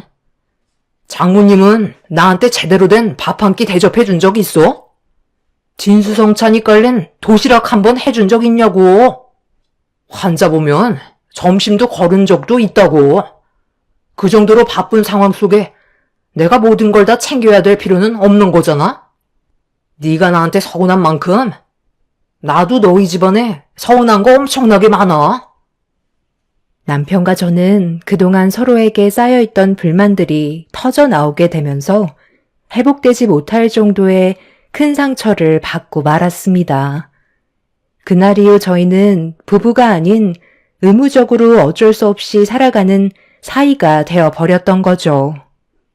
아이들 때문에 힘겹게 하루하루 살아가는 제 인생은 가시밭길 같았고 남편의 막대함은 날이 가면 갈수록 더욱더 심해졌어요. 꼭 제 입에서 이혼 얘기가 나오길 바라고 있는 것 같아 보였습니다.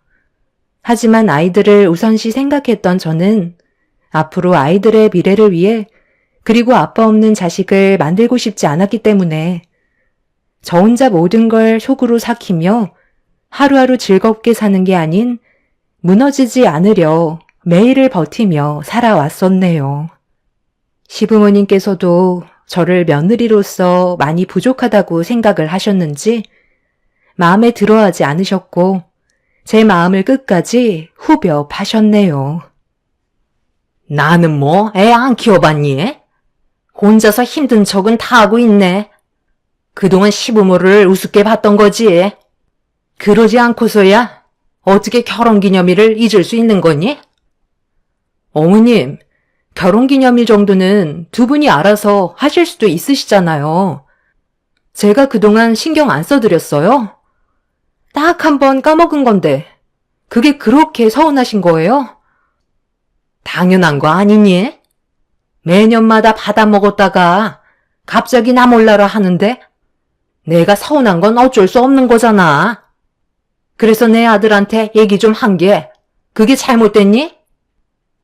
어머님, 애가 하나도 아니고 쌍둥이라 훨씬 손이 많이 간다고요. 같은 여자로서 그 정도도 이해 못 해주시는 거예요? 제가 얼마나 정신이 없었으면 그랬겠어요. 됐다. 그만해라. 말을 해도 알아듣지 못하는데 입 아프게 얘기해봤자 뭐 하겠어? 쌍둥이도 아들이면 내가 말이라도 안 했을 거다. 하필 낳아도 딸만 둘이냐? 잘한 것도 하나 없으면서 어디서 큰 소리야? 알 거 없으면 가서 애나 보든지. 아들, 우리는 오래간만에 나가서 외식이나 하자. 애들 우는 소리 너무 듣기 싫다. 결혼기념일날 뭐 해준 것도 없으니 밀린 집안일이나 좀 하고 있어라. 우리 오기 전까지 깔끔하게 정리해놓고 주방에 설거지 쌓여있다. 무슨 말인지 알지? 남편과 시부모님은 저와 아이들을 놔둔 채 외식을 하러 나갔지만 차라리 그게 훨씬 더 마음이 편했어요. 옆에 있으면 제잘거리기나 하고 온갖 스트레스를 주니 없는 편이 훨씬 좋았죠. 한창 보채던 아이들은 시부모님이 외식을 하러 나간 뒤로 집안이 조용해지면서 심적 안정을 느꼈는지 금세 잠이 들었습니다. 그날 너무 뭔가 마음이 지쳐 있었는지 아이들 옆에서 잠깐 눈 좀 붙인다는 게 저도 모르게 깊은 잠에 빠져버리고 말았네요. 얼마나 졌는지 시모가 시킨 일들이 생각나 급하게 고개를 들어 일어났는데 눈앞에 저를 뚫어지게 바라보던 시모가 한심한 듯 쳐다보며 노려보시더니 한마디 하셨네요. 코까지 골 정도로 엄청 피곤했었나 봐. 밖에서 소란스러운데 듣지도 못했어? 아주 푹 잘 잤지? 지금 시간이 몇 시인지 알고는 있니? 너는 시애미 말을 우습게 생각하는 거야? 그래도 한 소리 들었으면 어느 정도는 눈치껏 행동을 해야 되는 거 아니야? 어떻게 된 게 우리 나간 뒤로 바뀐 게 하나도 없는 거니? 그게 아니라요.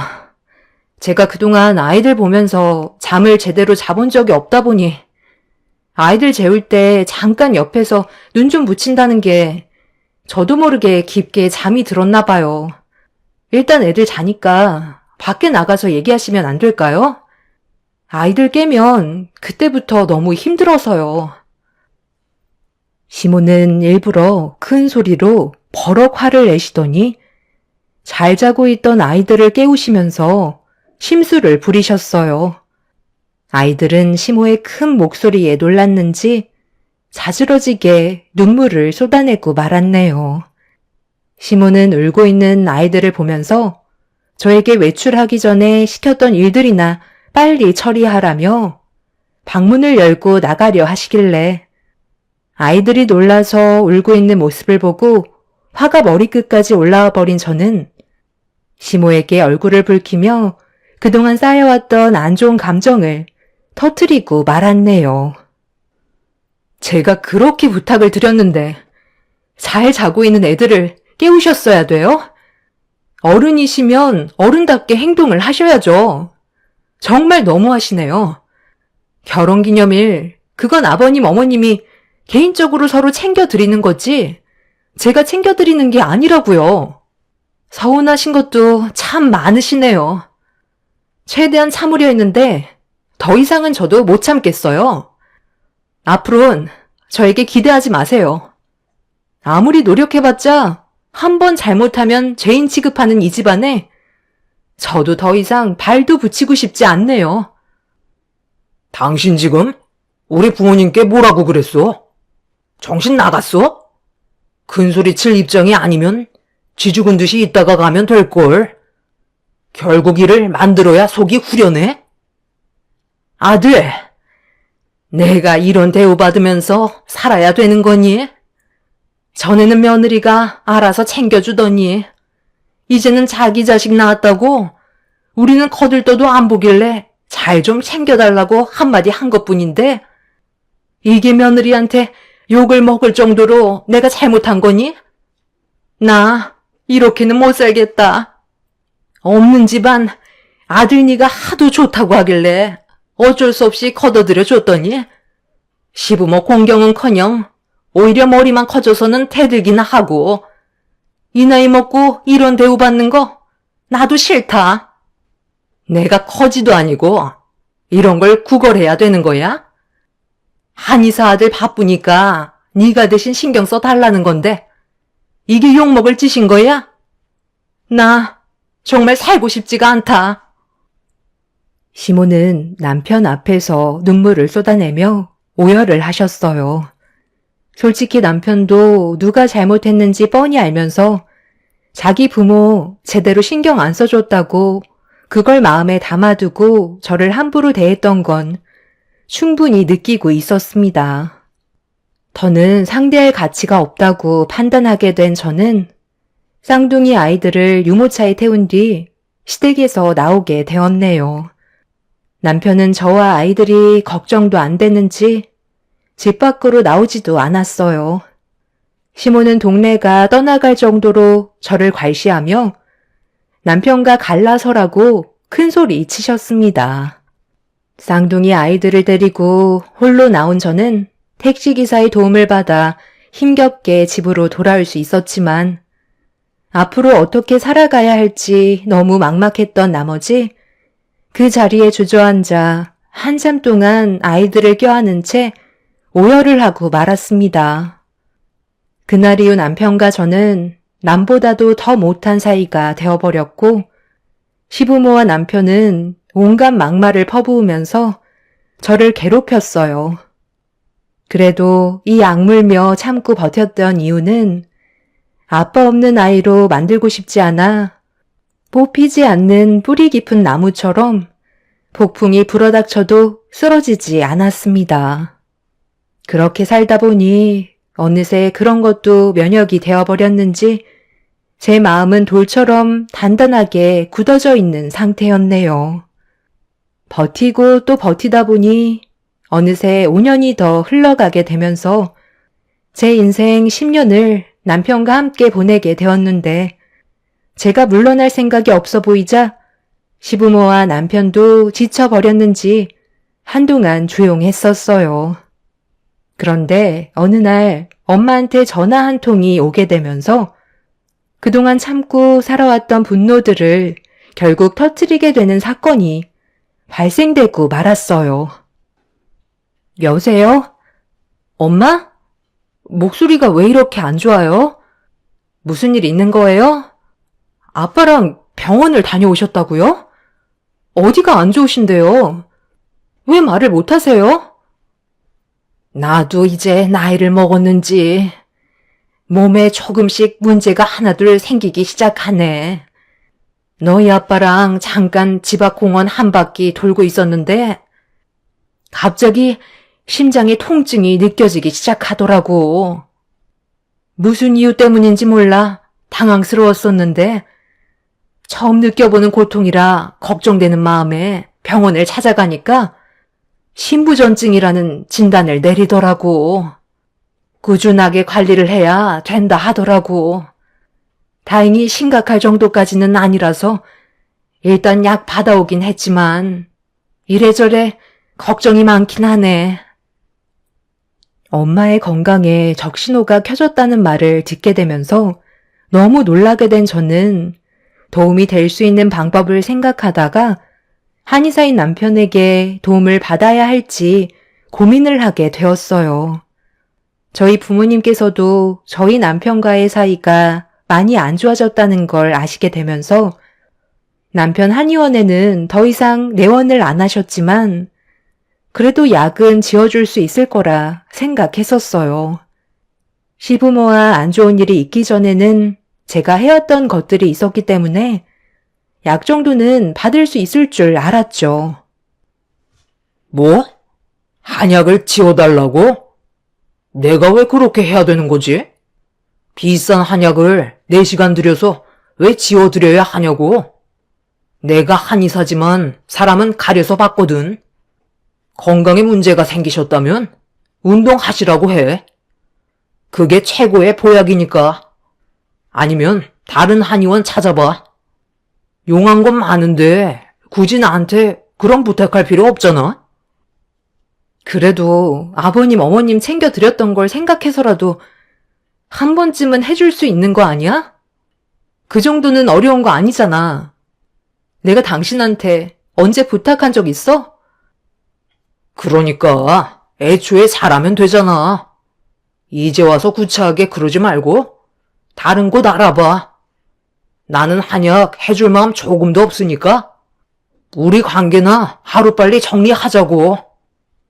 당신은 정말 쓰레기보다 더 못한 사람이야. 그런 마음으로 환자를 보고 있으니 제대로 된 치료가 되겠어? 더러워서 조도 안 받는다. 그래도 어렵게 부탁한 건데 남편은 조금도 도움을 주려 하지 않았어요. 일부러 한약을 지어달라는 것도 아니고 환자인 엄마의 건강 문제 때문에 부탁한 건데 제 마음을 후벼 팔 정도의 막말로 평생 기억에 남을 상처를 주고 말았네요. 날이 가면 갈수록 남편과 함께 사는 게 한계로 느껴지는 순간이 되자 머릿속에서는 이혼을 하고 싶다는 생각이 떠나질 않았어요. 더 이상의 스트레스를 안 받아도 되고 내 몸 하나 간수하면서 아이들을 돌볼 수 있을 것 같다는 생각이 들게 되자 아빠 없는 아이를 만들고 싶지 않다고 버틴 제 자신이 저부터 살아야겠다는 마음이 더 크게 다가오기 시작하고 있었네요. 하루에도 수백 번 남편과의 관계를 정리하고 싶은 마음이 들었는데 어느 날 출근하는 소리를 듣고 아이들 밥을 챙겨주기 위해 거실로 나오자마자 눈에 띄는 물건 하나를 발견했어요. 작은 상자 위에 메모 하나가 붙어 있었는데 어머님이 드실 공진단이라고 적혀 있었습니다. 너무 놀란 저는 남편한테 전화를 했는데 받지 않길래 이게 뭔가 싶어 한참 동안 바라보고 있었지만 거실 테이블에 놓여져 있던 건 누가 봐도 저희 엄마를 위해 정성껏 만들어준 공진단이었습니다. 결혼 초에 남편한테 어느 정도 배워서 얕은 지식이 있던 저는 공진단이 어디에 좋은지 알고 있었어요. 사양이라는 약재가 들어가는데 사양은 심장의 기능을 강화시켜주며 열을 내려 수승화강을 바로 잡을 뿐 아니라 진경작용이 있어 신경을 안정시켜주고 편안하게 해주는 탁월한 효과가 있기 때문에 엄마한테는 최고의 선물이었죠. 저와 다시 예전처럼 좋은 관계를 유지하고 싶어서 정성껏 준비한 공진단인 것 같아 처음으로 감동을 받았고 그동안 힘들었던 모든 것들이 전부 녹아내렸습니다. 저희 집과 친정이 멀지 않았던 터라 엄마한테 전화해서 아침이나 같이 먹을 겸 잠깐 들려달라고 부탁을 했어요. 그렇게 엄마가 오신 뒤 함께 아침을 먹고 거실 테이블에 올려져 있던 공진단을 보여드렸습니다. 상자 안에 가지런히 금박으로 쌓여져 있는 공진단 하나를 주워들어 엄마 입에 넣어드린 뒤 상자에 적혀있던 메모지를 보여드렸어요. 엄마도 남편이 작성한 메모지를 보고 감동을 받으셨는지 사위가 겉으론 무뚝뚝해도 속으론 걱정하고 있었다면서 눈시울까지 붉어지셨네요. 엄마는 아이들을 생각해서라도 좋게 풀어야 하지 않겠냐며 긍정적인 말들을 많이 해주시길래 저 또한 엄마와 같은 생각을 가지고 있었습니다. 그렇게 한참 동안 엄마와 대화를 주고받으면서 앞으로 어떻게 살아가야 할지 의논을 하고 있는데 현관문 비밀번호 누르는 소리가 들렸어요. 문이 철컥하고 열리면서 들어온 사람은 남편이었고 저와 엄마가 거실에 앉아 대화를 주고받고 있는 모습을 뚫어지게 쳐다보았네요. 당신 지금 뭐 하는 짓이야? 그 상자 열어봤어? 그게 뭔 줄 알고 함부로 상자를 열은 거야? 뭐야?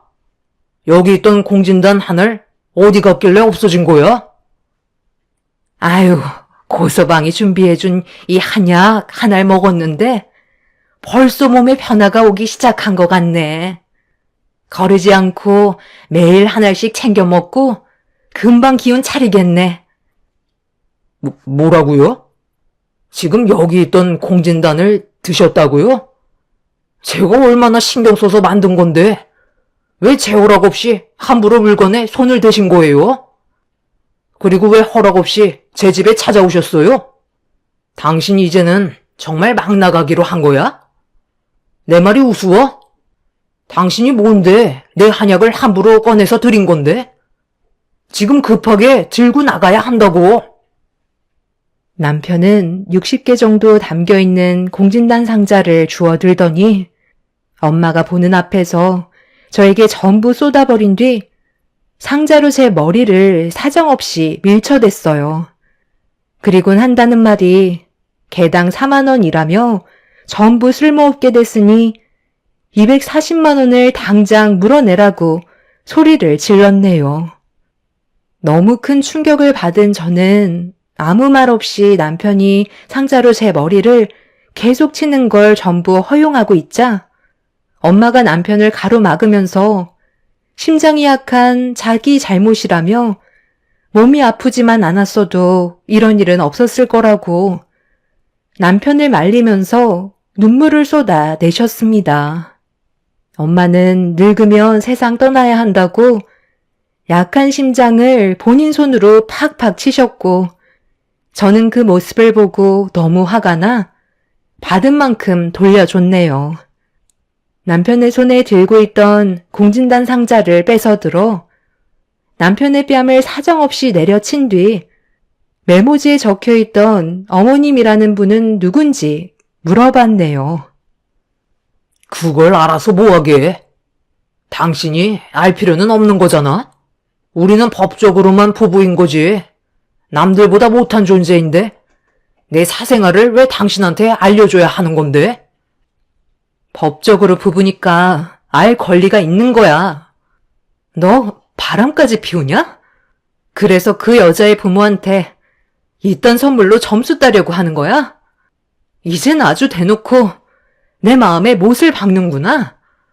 지금 네가 상황 파악이 안 되나 본데 오늘 이 시간 이후로 당신의 한의사 인생은 나락으로 떨어지게 될 테니 각오해.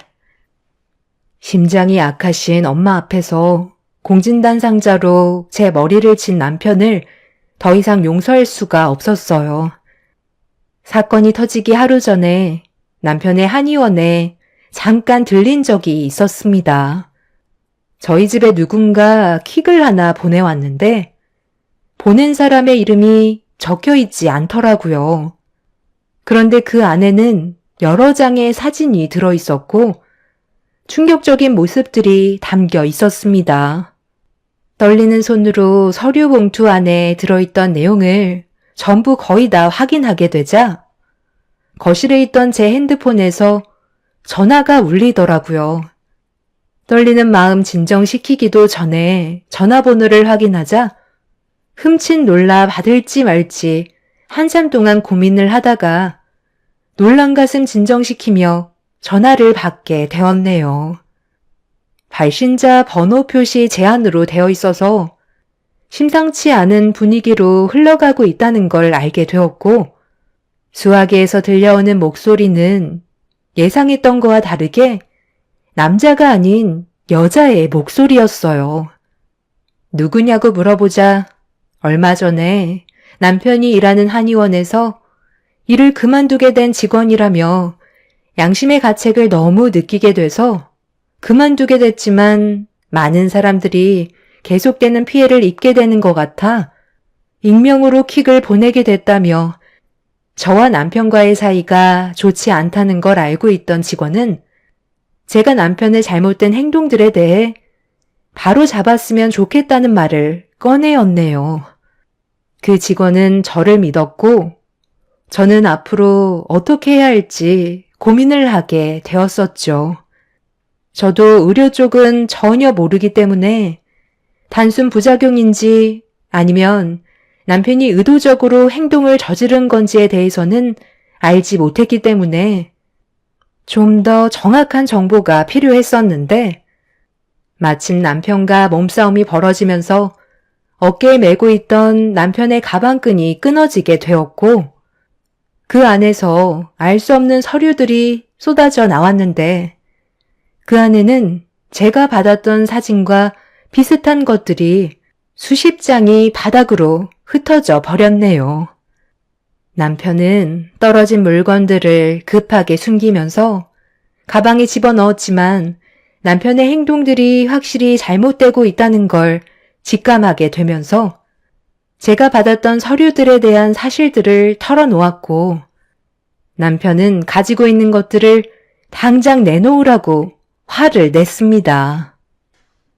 흥분한 거 보니 확실히 문제가 있긴 한가 보네. 당신이 가지고 있는 그것들보다 내가 가지고 있는 것들이 훨씬 더 자료가 많거든. 원하는 걸 얻으려면 나도 그만한 대가를 받아야 되겠지? 당장 우리 엄마한테 무릎 꿇고 함부로 한 행동들에 대해 용서를 구해. 손이 발이 되도록 싹싹 빌어야 할 거야. 내가 마음에 들지 않으면 나는 지금 당장 경찰에 전화를 할 거고 당신이 한 잘못된 행동에 대해 처벌을 받게 되겠지. 왜? 남자라서 무릎 꿇고 용서를 구하는 건 자존심이 허락하지 않나 봐. 어차피 우리는 갈 때까지 갔기 때문에 나는 손해볼 것도 없고 당신한테 조금의 미련도 없어. 어쩔 거야? 할 거야 말 거야? 그동안 거지 집안 걷어들여줬더니 이런 식으로 내 뒤통수를 쳐? 마지막으로 경고하는데 네가 가지고 있는 것들 당장 넘겨주지 않으면 오늘 인생 끝날 줄 알아? 남편은 저와 저희 엄마한테 용서를 구하는 대신 제가 가진 물건을 강압적으로 뺏으려 하고 있었어요. 남편은 물리적인 힘을 저에게 행사하면서 인간 이하의 짓을 보여주었고 엄마가 남편한테 그만하라며 말렸지만 이미 이성을 잃어버린 정신 나간 놈은 저희 엄마까지 밀치면서 돌이킬 수 없는 결과를 가져오고 말았네요. 엄마와 제가 남편을 감당할 수 없었기 때문에 경찰의 도움을 받으려고 핸드폰에 손을 뻗었는데 남편은 제 핸드폰을 빼서 창밖으로 던져버리면서 외부와의 연락을 차단해 버렸습니다. 엄마는 남편의 가슴을 밀치면서 분노하셨지만 아랑곳하지 않고 엄마가 가지고 계신 핸드폰까지 빼서 창밖으로 던져버렸네요. 그런데 밖에서 누군가 급하게 문을 두드리는 소리가 들리더니 남편 보고 서둘러 밖으로 나오라면서 다급하게 부르고 있었어요. 그 사람은 다름 아닌 시부모님이었네요. 남편은 가지고 가야 할 게 있다며 잠깐 기다려 달라고 했지만 경찰이 찾아왔다고 서둘러 자리를 피해야 된다는 목소리에 저는 남편의 발목을 붙잡은 채 절대 놓아주지 않았습니다. 그리고 곧 들어올 경찰분들이 제 목소리를 들을 수 있도록 도와달라며 동네가 떠나갈 정도로 목소리를 높였어요. 당황한 남편은 저를 뿌리치려 했지만 악착같이 매달리게 되면서 경찰들이 문을 열어달라고 현관문을 두드리게 되었네요. 엄마가 남편을 피해 현관문을 열어주자 남편은 온 힘을 다해 저를 뿌리친 뒤 창문을 열고 3층 높이의 아파트에서 발을 떼었습니다.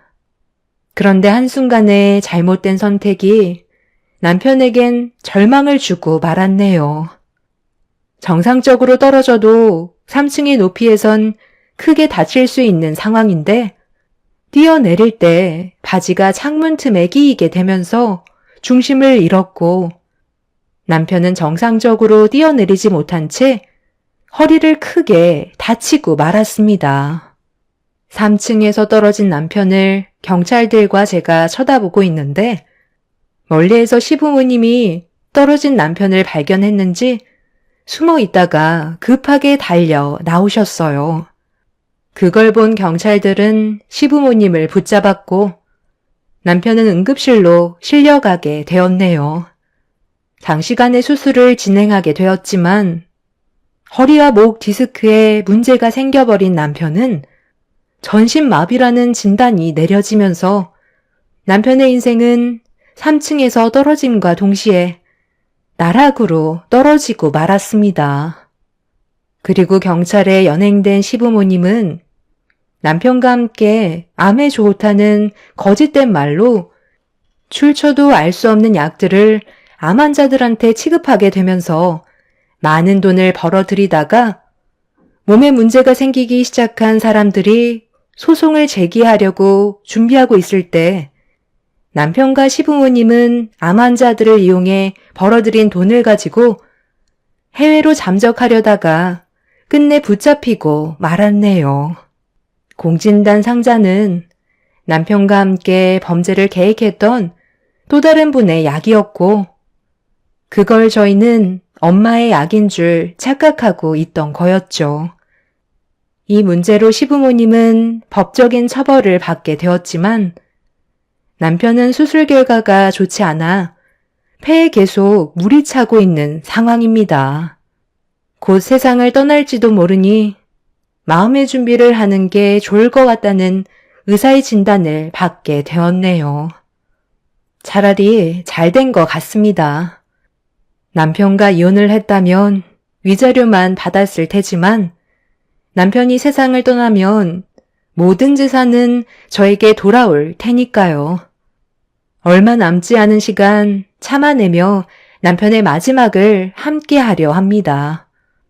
눈을 뜨지 못한 채 전신마비로 혼수 상태에 빠진 남편은 그동안 저를 대했던 잘못들에 대해 뉘우치고 있을까요?